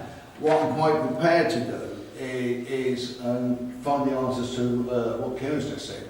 I'll come and have a meeting with yourselves and your board at the school and discuss these matters, and I'm quite prepared to arrange a meeting at county so we can, as Beck's term, I said, so we can get some clarification on this. What are they spending that money on? Yes. Yes. Brian, sorry. Can I just ask what parental choice has as an impact on where children go to school? In relationship to whether they choose to go to Belford or Icknield, and is that part of the issue that you have at the moment? Absolutely, parents are choosing. What we have been requires improvement as a school since I think 2012. So we have been fighting to get to good. Now during that period, we have obviously. Just clarify, this is your offset rating. Yes, sorry, yes. Yeah. Education speaking. But yes, that's exactly what's happened. So I think one of the reasons has no doubt been that parents have been choosing a school that is good, but we are good now. Sure. So we know just from talking to parents and talking to prospective parents and talking to parents who come to our school and genuinely cry when they see the state of the building as it has been. To find out why they're so distressed to look at our school and why they're therefore then turning around and going to Belford. But that is a significant factor, and it's a legal requirement for parents to have choice of where their children go to school, isn't it? Yeah, parents obviously have to go through the application process, and it's based on catchment areas, etc. But we are losing children in our catchment to Belford because they also have the right to appeal. David. Yes, as a former chair of governors of the Icknield in 2000, you have my sympathy, because I remember then the difficulty we had with falling roles then, which in those days was demographic. But even in those days, I agree with buildings were beginning to show their age. I think that that's certainly the way in which 106 monies have been allocated, and certainly I've questioned in the past when I was a member of the district council, because one bizarre proposal was a development adjacent to Whittlesford Station, which was suggested would be served by the Bellbird in Sawston, which seems to me to be a very odd decision. I think eventually the county had a rethink on that one. But following on from what Councillor Cuffley was saying, I think there is an urgent need for a general review of primary provision in Sawston, review of the major developments that are coming through, and to ensure that the S106 money from them goes in the right direction. Because it seems to me to be completely illogical, for example, to put money into Bayborough from our new developments, because most people will use a car to go over there, and Icknield is much more sustainable solution to those developments. And I think that point has to be made strongly. I just want to cut to the chase because I think we're going to get short of time. What can we do as a parish council? Because I think we're in general. When the visual application comes in, we can make representation there. But very quickly, Kieran. Sorry, one more tiny thing. With the development to the land on in H1C, if the county were going to think about improving buildings or new buildings, now is the time for that conversation to happen, because the landowners there, have the capability to work out. Perhaps you could build a new school there and build houses on the old school, for instance. But once the houses are built, that's going to be impossible to do. That's very good. Tony. And Kieran, can I just? Yes. Yeah, when there was the exhibition at Belford about the new proposals, I did talk to Rob Lewis from the County Council there and say what was the situation in regard to Icknield, and certainly the county are very aware of that, and there's at least 2 major applications likely to come in the not too distant future, which Icknield is by far the closest school, the obvious candidate. It is, yes. And Bayborough School is over at Pan as well. That really can't take any more without more building there. So if there's more building, then the sustainable solution must be Icknield, because it's so close, it's within safe walking distance. Right, so I think talking to Rob Lewis with say Kevin and 1 or 2 other people, I think is the way forward. So can I just very quickly? Well, no, it's not just quickly, because it is very quickly, because we can discuss this when the application comes in. Yeah. So. the situation at the moment is I've been in contact with the planning officers over this, because when we discussed this previously, the one critical issue that we had over the development of Belford was the additional parking that would arise out of that in and around the entrance. There's a travel plan that is doing absolutely what they can to improve that situation, but I think one of the things that we ought to ask them to reconsider is the possibility of accessing the school in the evening in the morning from either Budgeons or make it formally from the entrance to Paddock Way, because without additional entrance points, the problem that we've got outside the parish council on the link road will worsen, irrespective of how good the travel plan ameliorates and has a modal shift. I have already spoken to county regarding cottages, so that's something that they are considering or looking into however people work. Yeah, well again, I think this is well, we can work together. If you said that to county, I think it's important that we, as a parish council, say it to county as well. Yeah, absolutely. Can I say something about infrastructure in general? Because as you know, over the summer, we've been talking to people in Sawston about how they see Sawston developing over the next 10 years. What would they like it to look like in 10 years' time? And one of the things that people have said really often is, yes, we think we realise we need new housing, affordable housing in particular, or rent for young families, but we want to see the infrastructure there. And they include in infrastructure not just roads, it's actually education and health services. I think because we're going to have so many houses on the outskirts of Sawston, we actually ought to have an agenda item to discuss the implications for all of that before the planning applications come in, because otherwise we're just going to be reactive, and we need to bring together all the things to do with the impact of those developments. We talked earlier about the boundary review. It's a shame we didn't discuss, I know it was just a matter for noting the EIA, but there's lots of ecological issues to do with the sites. We know that Abraham have big issues to do with traffic. We know there are issues to do with education and where the children for those developments are going to actually go to school. So I'd like to propose that, as well as having the meeting as Kevin suggested, we actually ought to have a full agenda item to discuss the implications of the development. You mean as a full parish? Yes. Yes. Yeah. Yep, no change. And I think in responding to this statutory notice, we ought to say we want clarification and support from the county for Icknield. Yes. I should say I was a governor of Icknield many years ago. Okay, that's fine. I think it's just a general holistic assessment of primary school education in Sawston really that's needed. Yeah. Okay, so we pass on, we'll make those comments, and when obviously the application comes in, we will obviously, I'm sure we'll discuss this again. And please keep your eyes and ears open for when the application and come along and make representation. Thank you as well. very much. But Really with, appreciate your time today. Thank you. I will have to arrange, if you can arrange straight start, I will come and have a meeting with you and we will discuss this in much more depth. Okay? Actually, I'm just wondering, Don, if it'd be worthwhile either you or Claire came along as well. I'd be happy to come along. Yeah? Having also been chair of governance of the local I think it's a big issue that I think we all need to be involved in. Yeah? You all happy with that? So both of you will come? We'll sort out. Oh, you'll sort of me and Brian or Claire, because they're the district councillors, and they will be in charge. It's them that does the planning, the department does the planning, so they will have a better idea and arguments they can put forward. Okay? Right, thank you very much.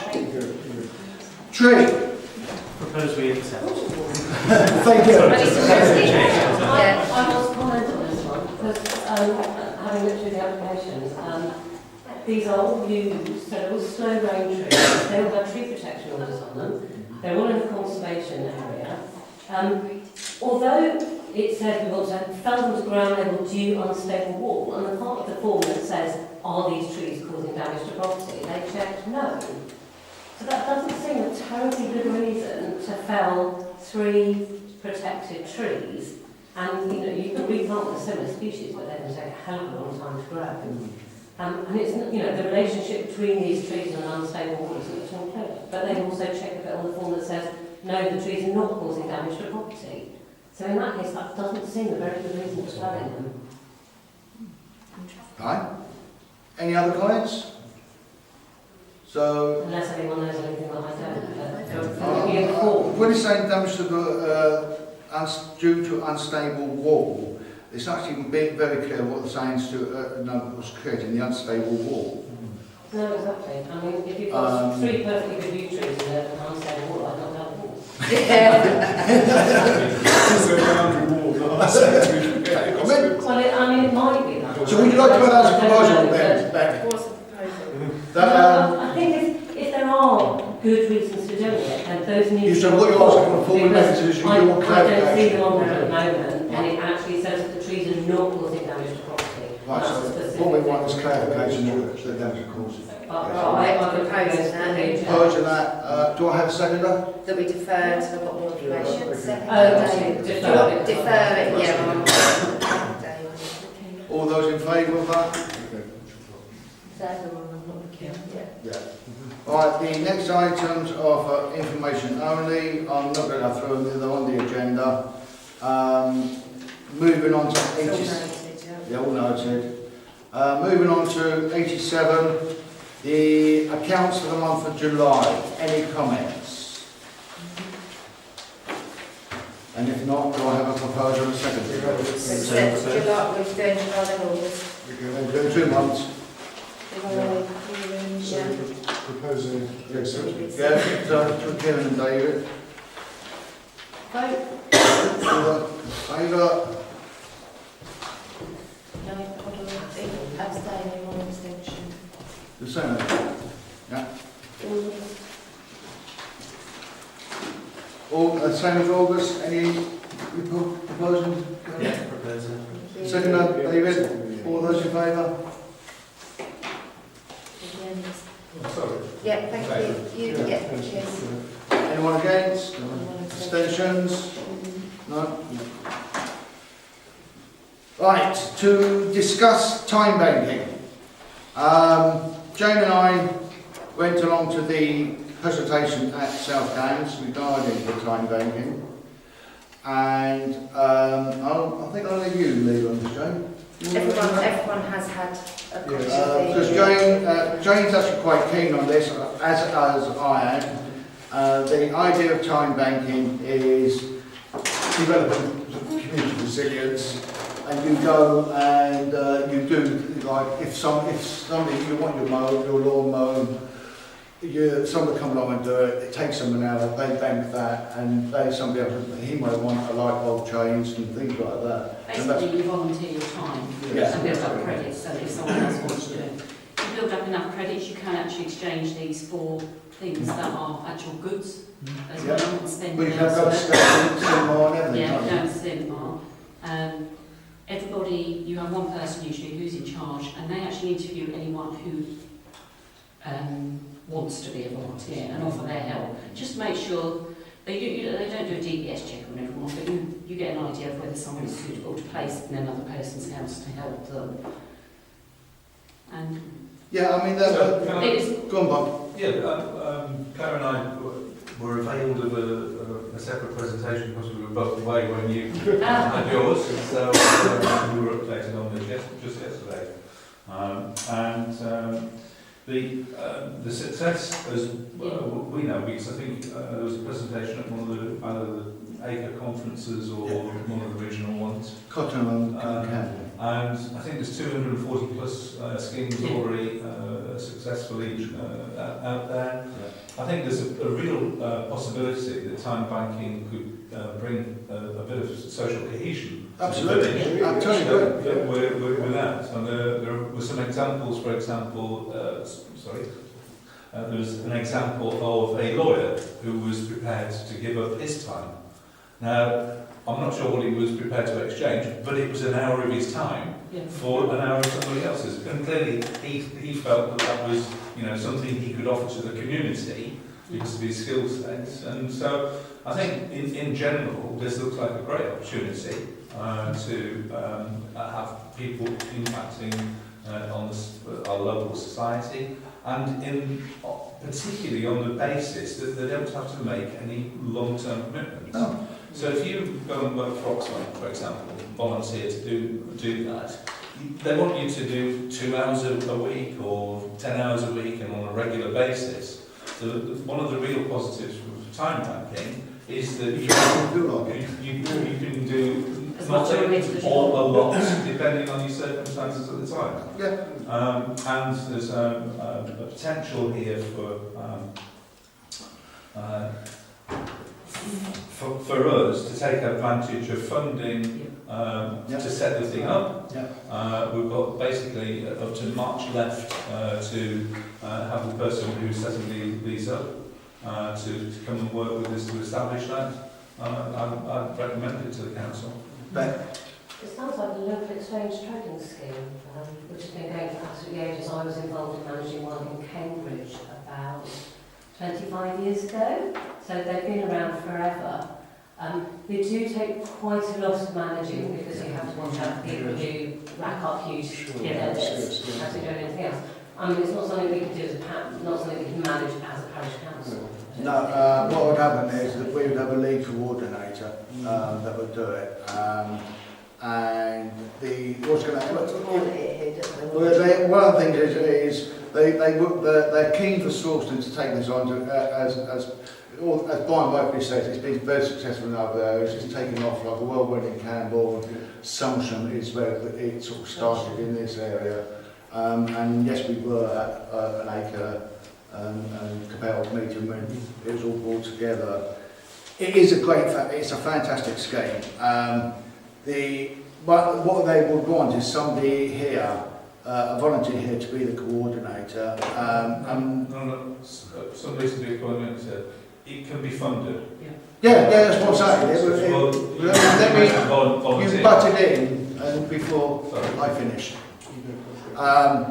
So what, as Brian rightly says, it will be funded to get it up and running and off the ground. And there's an awful lot of support from the people anyway, isn't there? Generally. What I was going to say as well is we do have someone on the parish council who's actually very keen to take the lead on this, and if the parish council is happy, I would propose Jane, because she's keen to take it on. Yeah, sorry, I didn't have a chance because I didn't want to butt in. But can I ask a question? Because I thought at first when I read about this scheme that maybe it was something that was going to support people who would find it difficult to do these things for themselves, i.e. the elderly and the disabled. That's well. The combination is fine. It's what Brian says, it's all about cohesion. But actually, anyone can join the scheme. So I suppose what I'd want to see in it is some kind of prioritisation for those people, and I wouldn't want to support it unless it did have that. I think that's the role of the coordinator. Is that they assess everybody that comes to them to volunteer the services, and they assess the people who want to use the services as well. And it is an exchange of time. And basically the coordinator will look at who's offering what, and often and matching them up. And what often comes out of this is really esoteric things that you wouldn't have imagined in somebody would want.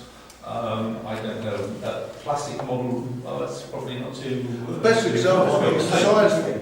In Campbell, the science factor in Campbell, where he started off making little scientific things, gadgets, and he's got the intake is open and the interest from mainly younger generation, but also there's a small element of older generation. Something that you probably wouldn't have thought of in a million years, but this Shabola's husband, they did this thing, and it's taken off like and it's all voluntary.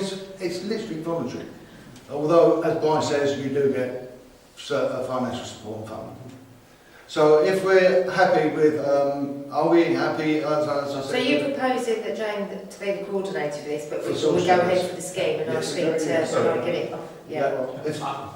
Well, No, because the coordinator would be an appointment, so we can't do that. So Jane can certainly take the lead from well, the yeah, council. yeah, from the yeah, council. absolutely, yes, yes, To sorry, work, right. with, what's the lady's name? Liz, yeah. Liz Talbot, thank you, who is running this as the lead, and I'd be more than happy for Jane to take They the are lead liaisons. from that, and then we can determine how we might structure it. Yeah, It's a absolutely. formal Yeah. structuring process. So the decision statement is, do you want to go forward with something? It is, Yes. yes, The answer yes. is clearly We yes. do, yes, yes. So, do you want to So, take a yeah, vote so on Kevin that? proposed that we go ahead with it and Yes. Jane to take the lead on it for the Yeah, parish council. largely second that. Yeah. All those in favour? Everyone except, Mike. Mike, you're saying, Mike? Okay, mate. That's fine. Right, item 19 to discuss machine We servicing. need to defer that to October for, we haven't had all quotes. Okay, deferral to October. 91 to discuss standing orders. Thank you very much for the email sent round, Brian, but due to the fact that we... That's fine. No, carry No, on. sorry. I think you're going to say what I was going to say. No, you go ahead. You're the chairman of F&G. Go. I was just going to say Go. exactly what you were going to say. Thank you, Brian, but I don't think we've had time to read it, so if we have some more time. And you'll appreciate that I didn't really have a lot of time. No, indeed, so- I came back from holiday, so No excuses. can we take that to a FGB? Yeah. Yeah. And do the work, because there is, particularly there's work left in the things that were specific to the way we run the council that aren't in the standards, and we want to make sure that we don't leave something behind. Absolutely.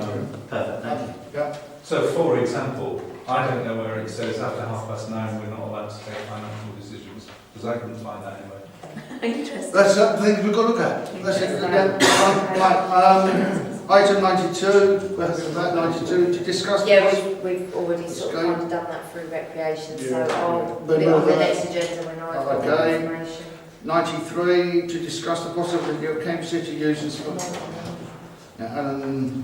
Right, yeah, I've got that. Sorry, there were more notes. But Yeah. What it is, Cambridge City have asked if we would be prepared for them to use Spicer's ground while they're waiting for the Cambridge City Stadium to be built. Alan has an issue. With it. Well, because it feels we've had so much usage of the ground and that, it feels the ground needs to recover for a year. So ideally, I mean the season's already started, so I don't know whether they're using now, but ideally, his view is to say no on this occasion, just because of the usage of the ground. Yeah, I thought Spices was booked solid anyway. Well, it is, we're in the football season now, but so yeah, I mean it would be a push to, we could accommodate them, but, We could There's so accommodate much on a lot of here. juggling around as well. to and get obviously then into there's it. more work for the ground staff. So what So he's what Alan saying, said was that- it's not saying never, so if next season they still haven't got a ground, maybe, but It is just had very so much short wear at notice. the moment, It's very it short needs, notice, yeah. needs a bit of a break. But. So that's the bottom line of it. Is Alan suggested next season, and I don't see a problem with that. Does anyone else? So propose we support the groundsman's decision. Yeah. Yes. Yeah. Okay. So just So you're say seconding that, support David? groundsman, not this year. All those in favour? Are you looking for some not this Yeah, season? Not Is this it season. everyone? That's everyone. No, it doesn't. I'm abstaining because Yeah, and Ray didn't have those either. Are you both the Two same? abstentions. Yeah, that's fine. We can't discuss the beacon because Well, Rob was doing it, but Rob was my doing it. concern is now, we're out of time. we would need to discuss it, make a recommendation for October, to then go through to November, but I'm It's afraid... going to be about 4 weeks of launch, isn't it? Well, Can we do it by email with Robert and see where he is? And delegate the decision down to me and Janet? Do you want to put a financial limit on this? Because We'll have to put a financial limit. I think what I'm going to recommend is that we contact Robert by email to see if he's done anything about it, and then delegate put a price. Rob Grayston. Rob Grayson. Yeah, he was supposed to be talking to Alan, the vicar. Well, no, he was looking into He's looking possibilities. so something I could recommend a limit on cost. I don't know, £1,000? How much does it I need? have no idea how much it No. would I cost. don't know if we can. Can we do it? We need it. I'm just thinking because, but are we? It's a possibility of having a beacon, but is that what everyone wants? This thing we haven't even agreed. That's what my view was. Rob was going to come back to the meeting with, oh, we could have this, spoke to Alan, and then we say what we want. It wasn't. Yes, we're definitely going to have a beacon. Right, you find out prices, and then. I personally, for I mean, please feel free to speak. My opinion is, I think, as a parish council, we should be supporting this and have a beacon. I wasn't saying not to have a beacon. Yeah, no, I just meant whether there was anything else. I'm just saying that I think yeah. we should go ahead with this. Bex? I think it's a slightly strange thing to spend a lot of money on when there are people who have been injured in combat who don't get very adequate state support. I mean, maybe as something symbolic it's good, but the idea of spending £1,000 on a bonfire on a stick slightly horrifies me when there are, real people who need support. But, I don't know whether making that kind of donation would be something that we could do. Brian? Yeah, I tend to concur with Beck's sentiments on that as well. But more importantly, in terms of the time that we've got to organise this, we are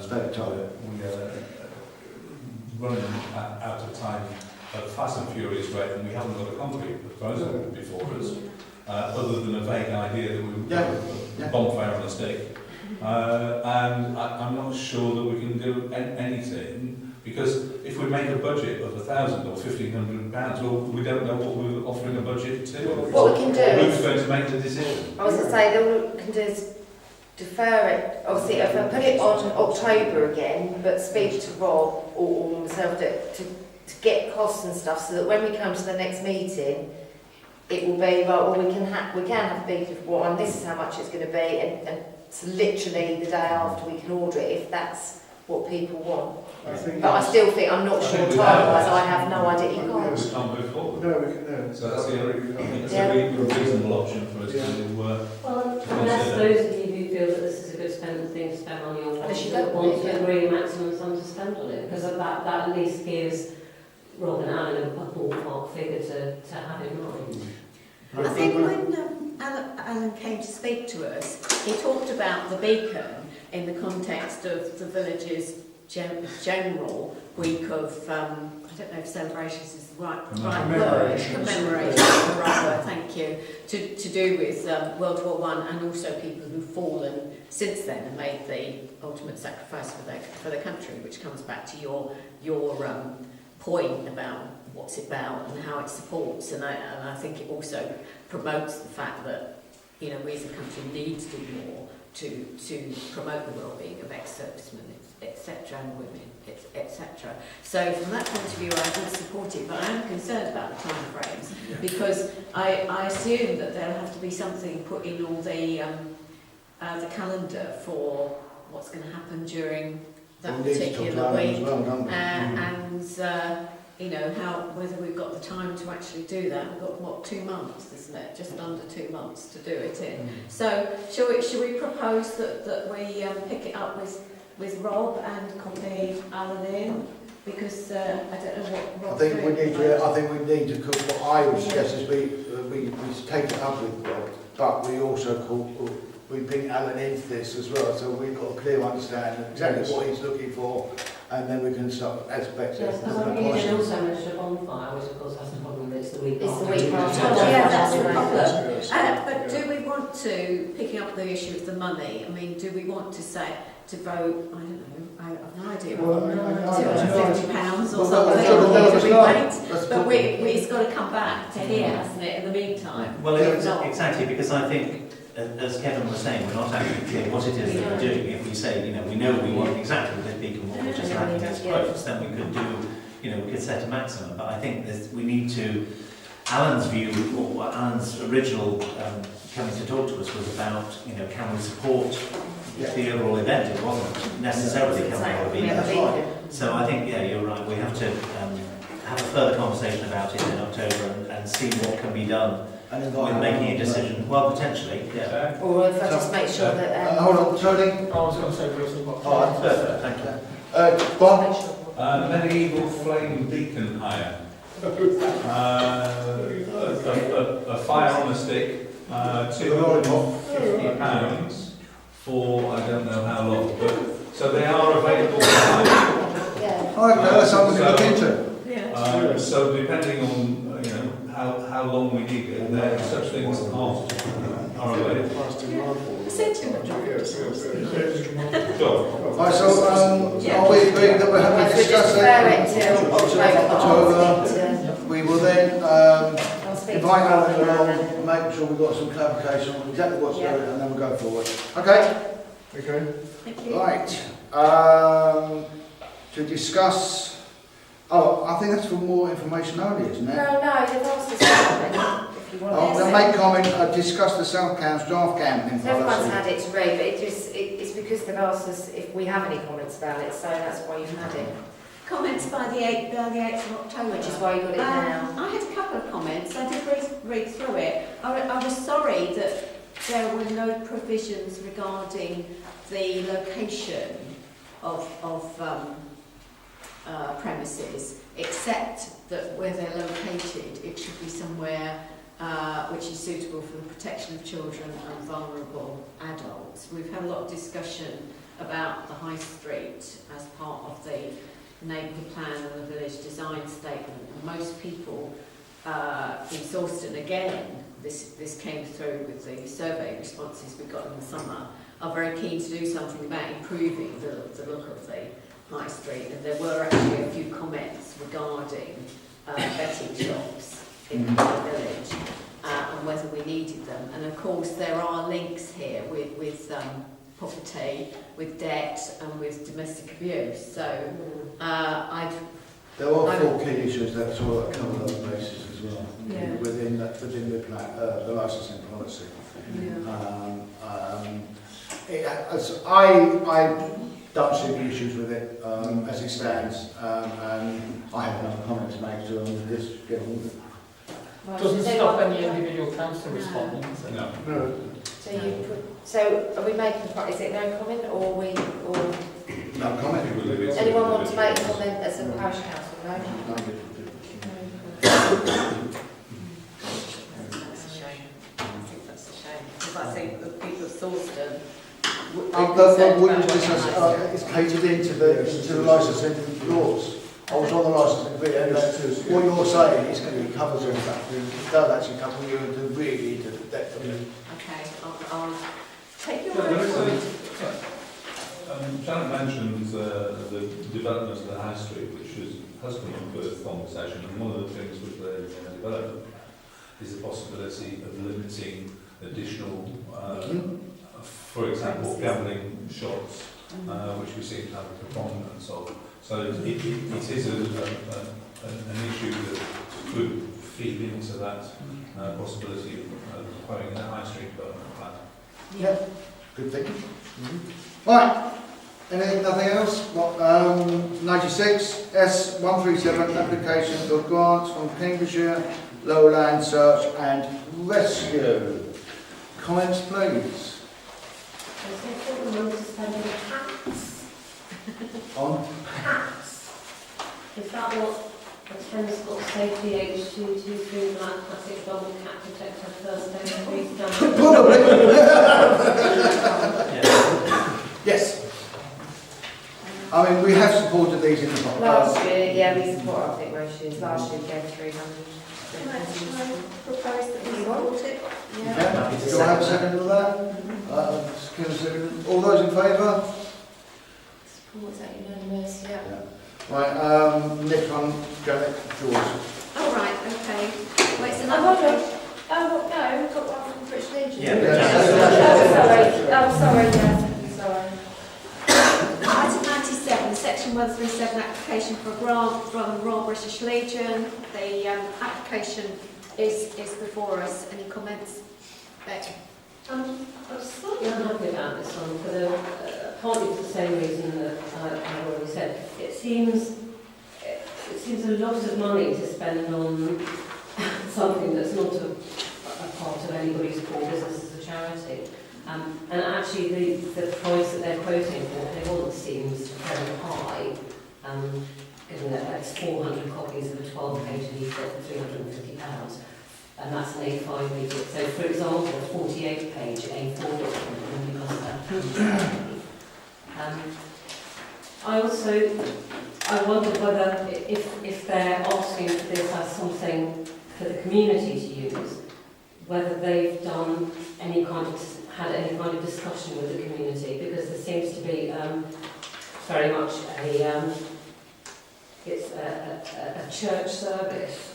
And I've had some communications from other people in the village saying that they would really like the service to be a bit more inclusive. And that I think there are some people who are quite unhappy with the level tone of it. And it would be nice to think that the Legion were doing a bit of investigation on that. Any other comments?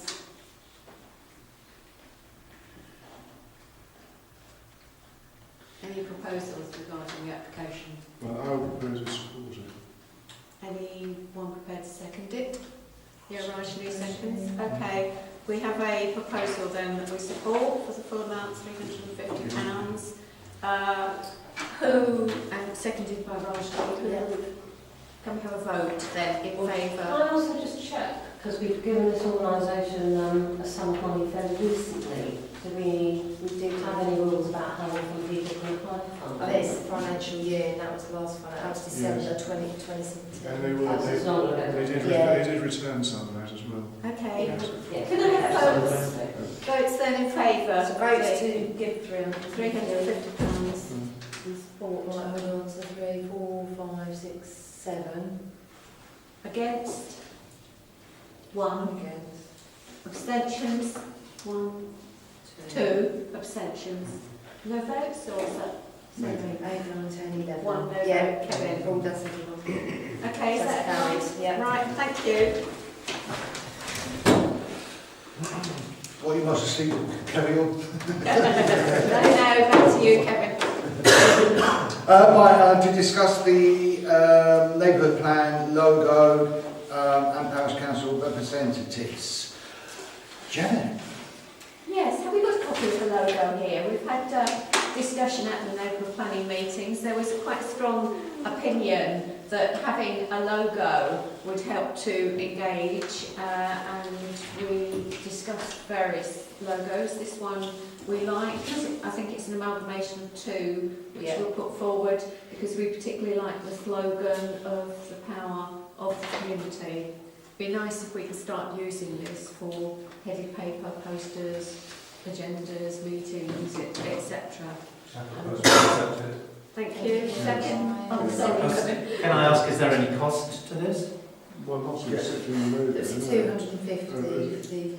But we can remove But that. the design. Yeah, but Design, and we have budgeted course, for the yeah. neighbourhood plan. So are we, just to check, is it a parish council expenditure, or do we have a sort of pot of money we're spending that we've already We've allocated? allocated neighbourhood plan money, so it will come out of that. Sorry, so this has already been spent and approved. Is there, what evidence is there that having a logo helps community engagement? This was the general feeling at the meeting. Because we can't use the parish council logo, because it's not parish council. It's So about it would just be identity plain as well, logo. branding, if you like. Why do you need a logo? They said when we had there was a meeting, what they came up with is the logo. What they suggested is a logo, and to make it catchy, it gains the public interest. Whereas if it's just if you put a leaflet up, at the door, people tend to just throw it away. They see a little the curiosity gets the better of them. They may end up still throwing it away, but they become a bit more curious as to what it's about. And they're more likely to read it. I'd very much like to see evidence for that. I can't give you, and they couldn't give us evidence of that. There is an issue of creating distinguishing it from the parish council and having something that's an independent, and that will enable that and certainly feed into that. So, for example, Mike Purdy's already set up a Facebook group and he's used that as the logo from it, so that it's seen as something separate from the parish council. Brian, Brian's accepted. do I have a second up, please? Yeah. Johnny? All those in favour? Of what? Accepted the use the logo. Adopting the logo. To use it. All right, and then there is a second part to it. Hold on, I didn't get that, I was only looking that way. 3, 4, 5, 6, Oh, sorry. 7, 8, not right. Right, so that's 9. against? Abstentions? What did you vote for it? Sorry. There is a second part to it, and that is parish council representatives on this for the neighbourhood plan. So I mean, anyone's got any recommendations who would they would like on the neighbourhood plan to represent the parish council? How many are we talking about? 2. 2.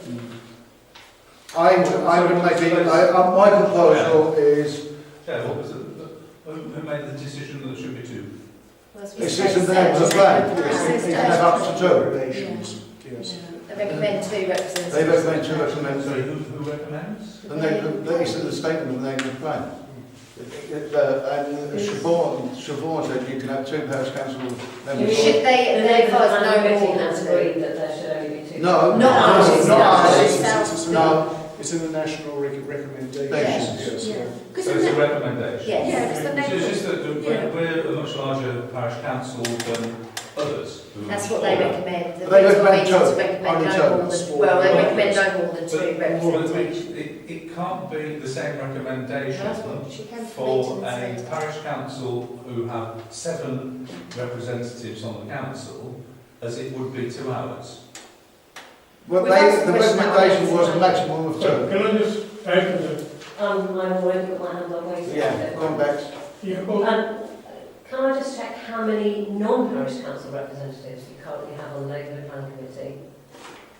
Well, the changes, there's 9, there's You got Mike me. Purdy, Jeff Bridges, Jeff Brown, there's probably about 10, but they come, they don't, yeah. and then we have a distribution list Yes. of around 50 people. So it's really who turns up. So what's your average? It's just that the one that I looked at, there were only about 3 people who weren't on the parish council, so my concern would be if you cut the parish council reps down to 2, then you only have 5 people there, because I think community engagement. Well, I think that the issue that we're getting from this is it's the community needs on it. It is about the residents. It's their project. They lead on it. And what they don't want is the parish council or councillors having too much influence. They're there to sort of like guide it through and go through the process. Yeah, absolutely. So what we could really do with as a parish council representative on there is somebody who knows about community engagement. If anybody does anybody have any experience in that area?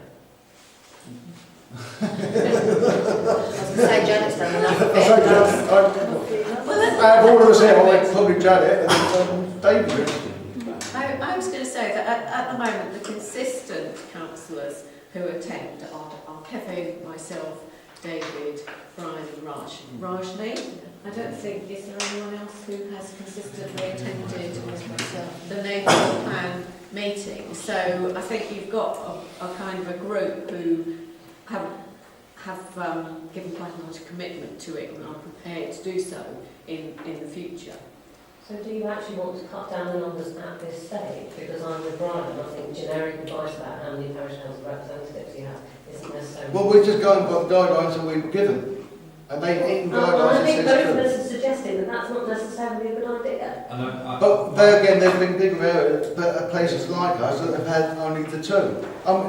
We're only going by what we've been told. I think I'm quite conscious when I'm referring to these issues about Stapleford and Shelford neighbourhood plan.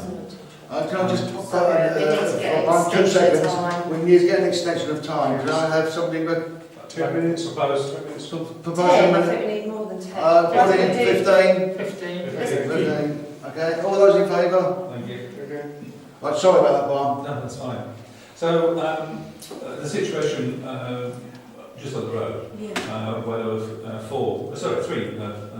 two Shelfords and Stapleford coming together for their neighbourhood plan. And one of the problems that they've had is continuity of momentum, the velocity of inertia of that.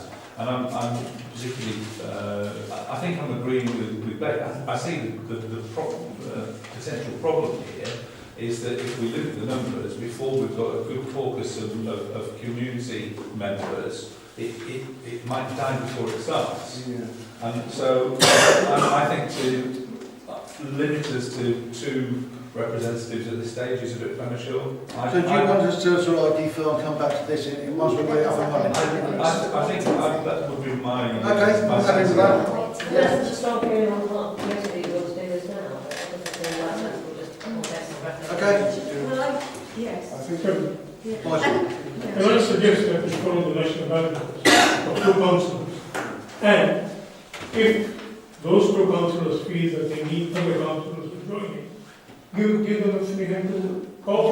I think if I got this right, what Brian's saying is at the moment, to get the momentum going and get it up on its feet and the wheels, the cogs turning, leave it as it is, and then once we've got it up and running, we can then look at it again and decide on... So do you want to make that a formal proposal, and I'll propose it Brian Conservative or Brian... Yeah, that's fine, I'm happy with that. That's fine. All those in favour? Hold on. Defer to a later date because of what? No, we're going to carry on as we are, and we will defer selecting the two parish council members at a later date once the neighbourhood plan is in full motion. Well, In motion. I don't think we're even defining it that clearly, we're just saying we don't think it's built up enough momentum yet. Yes. Numbers down. Yeah. So the extra Regardless councillors of can help do that, yeah? Okay, right, so I need to propose that there. But Beck proposed, all those in favour? Okie dokie. That's all unanimous. Right, district councillors, update please. Well, since Claire hasn't said anything, she's been waiting a while. I think I'll let her speak. Oh, yes, well, the first thing is, given that you've just gone to an extension... Given that we have got only a 15-minute I was going to say, given that you've gone to an extension of time and people have been sat for long enough, copies of Brian now report are on the side. Local plan being deemed as sound has been the most significant thing that's happened at the district council. And there are obviously implications for Sawston in that as well in relation to the land that was mentioned earlier on the east side of the village. I'm not proposing taking up any more of your time this evening because we're already at 20 to 10. Reports there. Any questions that you have for Brian? Oh, Brian, anything in particular that you'd like to speak on? I think just so the council and public members that are here, and members of the public that are here, a couple of things that are going on at the moment. Unfortunately, the people that took occupancy of the former Liberty or Rocky Owl medical building are operating on a 24-hour basis, which is not the latest conditions on planning. So there's an issue of that we've brought up and are now monitoring. There's a potential legal issue over there. Just very disappointing that somewhere adjacent to the residential property is now back in action. There were a few complaints about out-of-hours work on the Marley site as well, but that's been occasional rather than full-time. There are other issues on the Mill Lane development, particularly at the moment, an issue over prudence of lift up the land that they're going to build the flats on. And that's now at least 2.5 feet higher than the surrounding property. And if we imagine all the complaints or the objections because of potential for flood risk, and for them to do that, which looks as though they're deliberately trying to... So we've got the enforcement officers looking at that issue as well. You seem to have dug out an enormous quantity of earth down there, so And brought it in. well, there are just huge piles of it on the site. So, but we're on the case. We would did some work today on the drains for around that area as well, because there's development on Common Lane that will need all of those drainage matters to be taken into account. And we don't want that those two developments, to be causing more problems than they can. Just a quick update is, what's the situation, has any more development regarding the Marley site as they're working out of? No, I mean, they've got a big banner on the outside saying consider it working or something to that effect. To be fair, I think the out of hours work has just been occasional. I mean, they floated floors in there and they did it before the thing was enclosed. And obviously that was noise to the neighbours. I think more generally they're being fairly considerate and adhering to the hours. And have you got more detail on the council grants? Because I'm hearing that will be governed also controlled by the size of precepts.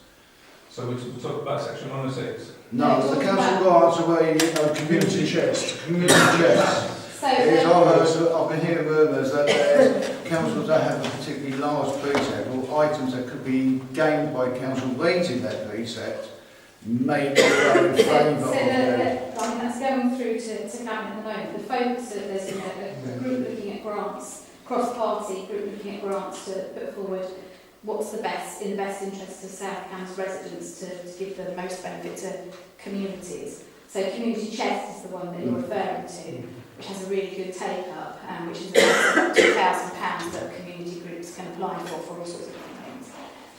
And it was discussed cross-party and put forward as a proposal to Council and Cabinet that it will be something that community groups can go forward for.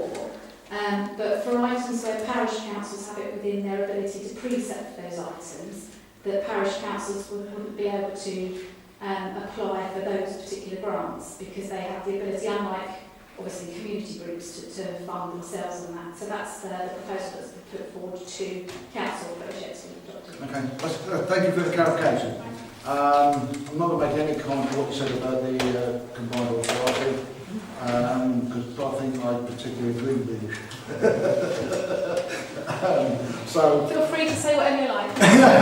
I mean, for me, and I will say it in public, one of the things I think is standing out a mile is someone from the other side of the county again being elected as a member of the combined authority.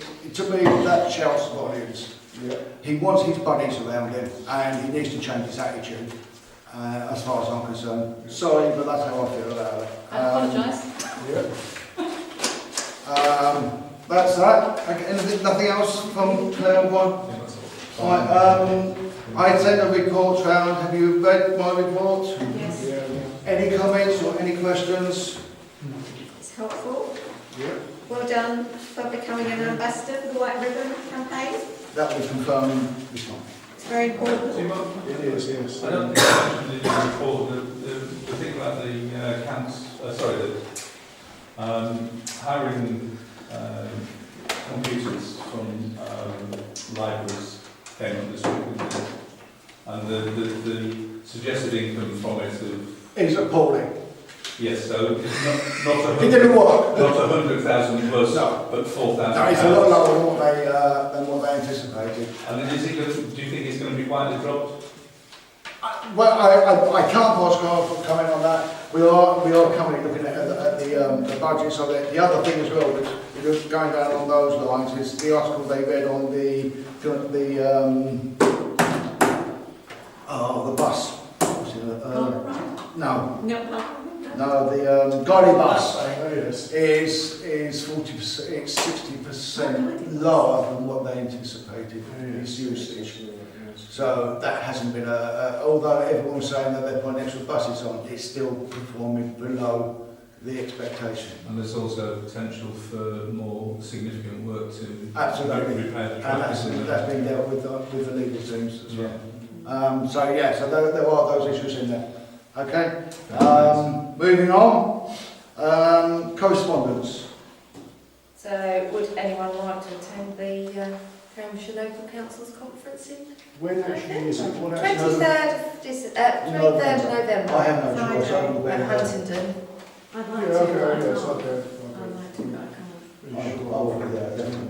But I'll, Shall I just email everyone Yeah. and then? Yeah, I think that'd be easy actually.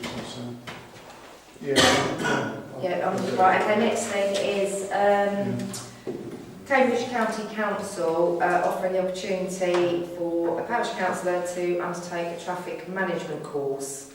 It's because of all these road closures and that they have. Last year I think 33 were for remembrance events, and they're saying that because the events are such a short period of time, the police haven't got the resources to do it, so they are prepared to put someone through the course, which will last for 5 years, enabling them to, on successful completion, will provide the personnel qualification, enabling them to close roads for pre-planned events. Does that mean we So the- pay to have our farm? Well, we will because of the size of it, but this is just for little, like for Remembrance Day. You just close the road shed, so it'll give. So they're offering it to 2 people now. A representative from the British Legion have asked if we wouldn't mind one of their members doing it. Mark Schnell. It is, yes. But the courses will be run on the 19th and 26th of September, which is what I need to know now. The course will be held between 9 and 5 o'clock in March. So they're offering 2 places. They're offering to pay for the course, but bear in mind that the course will last for 5 years. So really, if you do it, we need you to. Be about 5 years. No, it's in the place called March. But it's on the 19th and 26th of September. Next week, The course rules is set to run on Wednesday the 29th. Places are limited on the course, so either or. It's a 1-day. So have you volunteers So is anyone prepared to put themselves forward for that? I think Well, somebody, we can't be we ought to, I think we should. we ought to take up the place. Yes. We certainly do. Yes. Because we are an event Would be the organiser. obvious. I'm quite prepared to go on it, possibly Colin. Well, no, like I say, it'll be a member of the, we've offered We'll one go, we'll ask space. Colin, if Colin says no, I'll Is everyone happy with that, or does anyone else want to do it? go. Right, If not, Kevin. 3 minutes, yeah. 3 minutes. 3 minutes, no, no. Are you sure? Right, there is one other bit of, Quickly. yeah, I'll just bring that up. Regarding the, you know, we get applications, people asking if they can put banners up on the corner of the sports playing field. Say the hassle we keep coming back here and asking our permission, would the council be happy to delegate it down to Jo that she can say yes or no? Yes, yes. And it saves a lot of time and effort. I mean, obviously I'm not going to allow 6 banners and stuff, and I'm not going to allow huge banners, but it's just time-wise, people are asking sort of a few weeks before the event, and then obviously it's coming here, it's too late. Yes, I it's do- a non-for-profit event, so it's not commercial. Not commercial, so not commercial, charity. I'd say they can only put it up for a couple of weeks and it needs to be removed immediately. Obviously size-wise, I'm quite I was capable. going to say, Really normal time limits. Yeah, I'd say a couple of weeks before and then, 10 days or yeah, 14 I'd say, days? yeah. Yeah, we'll do that. Okay, I'm happy to propose that. Kieran, Yes, second. Second up. I'll second I'll that. David, right. All in favour? Everyone. Great, thank you. Right, very quickly, councillors' issues. Yes, Mike, Kieran, No. sorry, go. No. No, Mike? Yeah, has the refurbishment of the cycleway between Sawston Parish now complete or not? I believe so. Yes, it is. My son It uses is. it. Unfortunately, all the trees, leaves have now dropped off and have now stuck on it and make it very slippery. But they've done nothing between the bus stop and Stapleford? No, No. but from the top and down across where you go, where the bridge goes over and you go all that, it's lovely bit of tarmac then. Yeah. Yeah. So it's like Bridgefoot by the old railway crossing Yeah, that's it. Right. between Stapleford and Sawston boundary. There hasn't improved the No, no, cycleway between the bus No. stop and Stapleford? That hasn't, that wasn't planned. That wasn't listed. Sorry. Tony? Yeah, local liaison forum meeting tomorrow night, Sawston Village College, 6 o'clock today. So I notice is on All there. well. Jane? No. Right. No. Beck? Just want to check, we agreed that we're going to look into remodelling the Link Road office so that we can hold our full parish meetings there rather than shutting out here. I just wanted to check that that wasn't... I think that was down to F&G Pair. Yeah. It was discussion on there. Fine. Nice. Chairman, we would propose Diwali celebrations for the Sawston Parish, either on the 4th of November, if spices is available. The issue that we have, and I did speak to Joe afterwards, you did speak to me about this, and I said about that you would like to do this, and I actually think it was a good idea, and I am fully behind you on this. The issue that Joe has pointed out to me is we don't hire out spices for that sort of function. And we had a funeral that we had And a christening. and a christening that created a huge amount of problems for us. Because we said no. So the answer, after speaking with Joe, I'm afraid to say the answer would be no. Because spices are not behind. No, You can't be It can't be hard for private. It is not a private party. we said a It's not a private party. funeral and Religious event. Said no. It's a religious event celebrating Diwali on behalf of the Sawston Parish Council. we unfortunately we have got the policies put in place that we don't allow that spices to be used for that. I think there's any hall as well, isn't it? Unfortunately, it's all halls. They ignore the whole.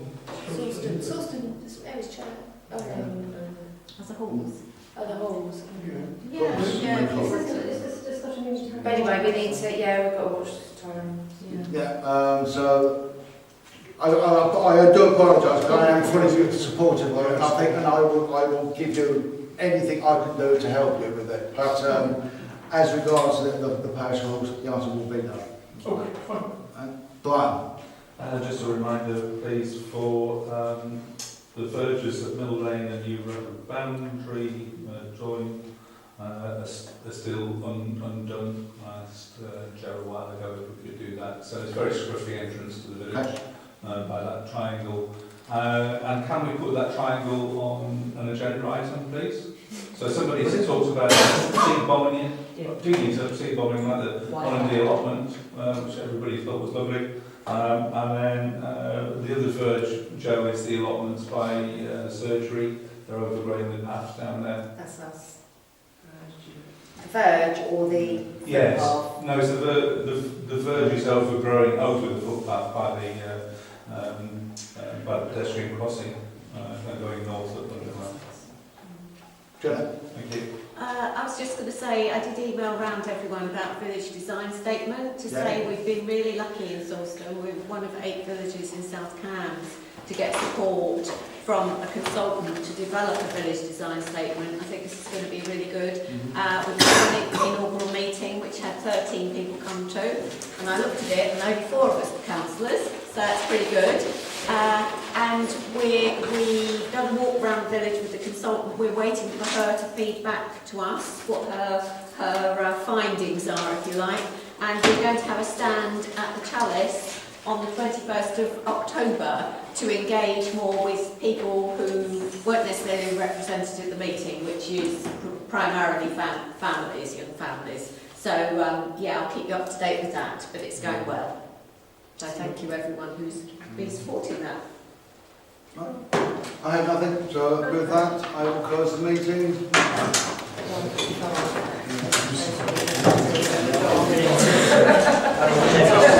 Yeah.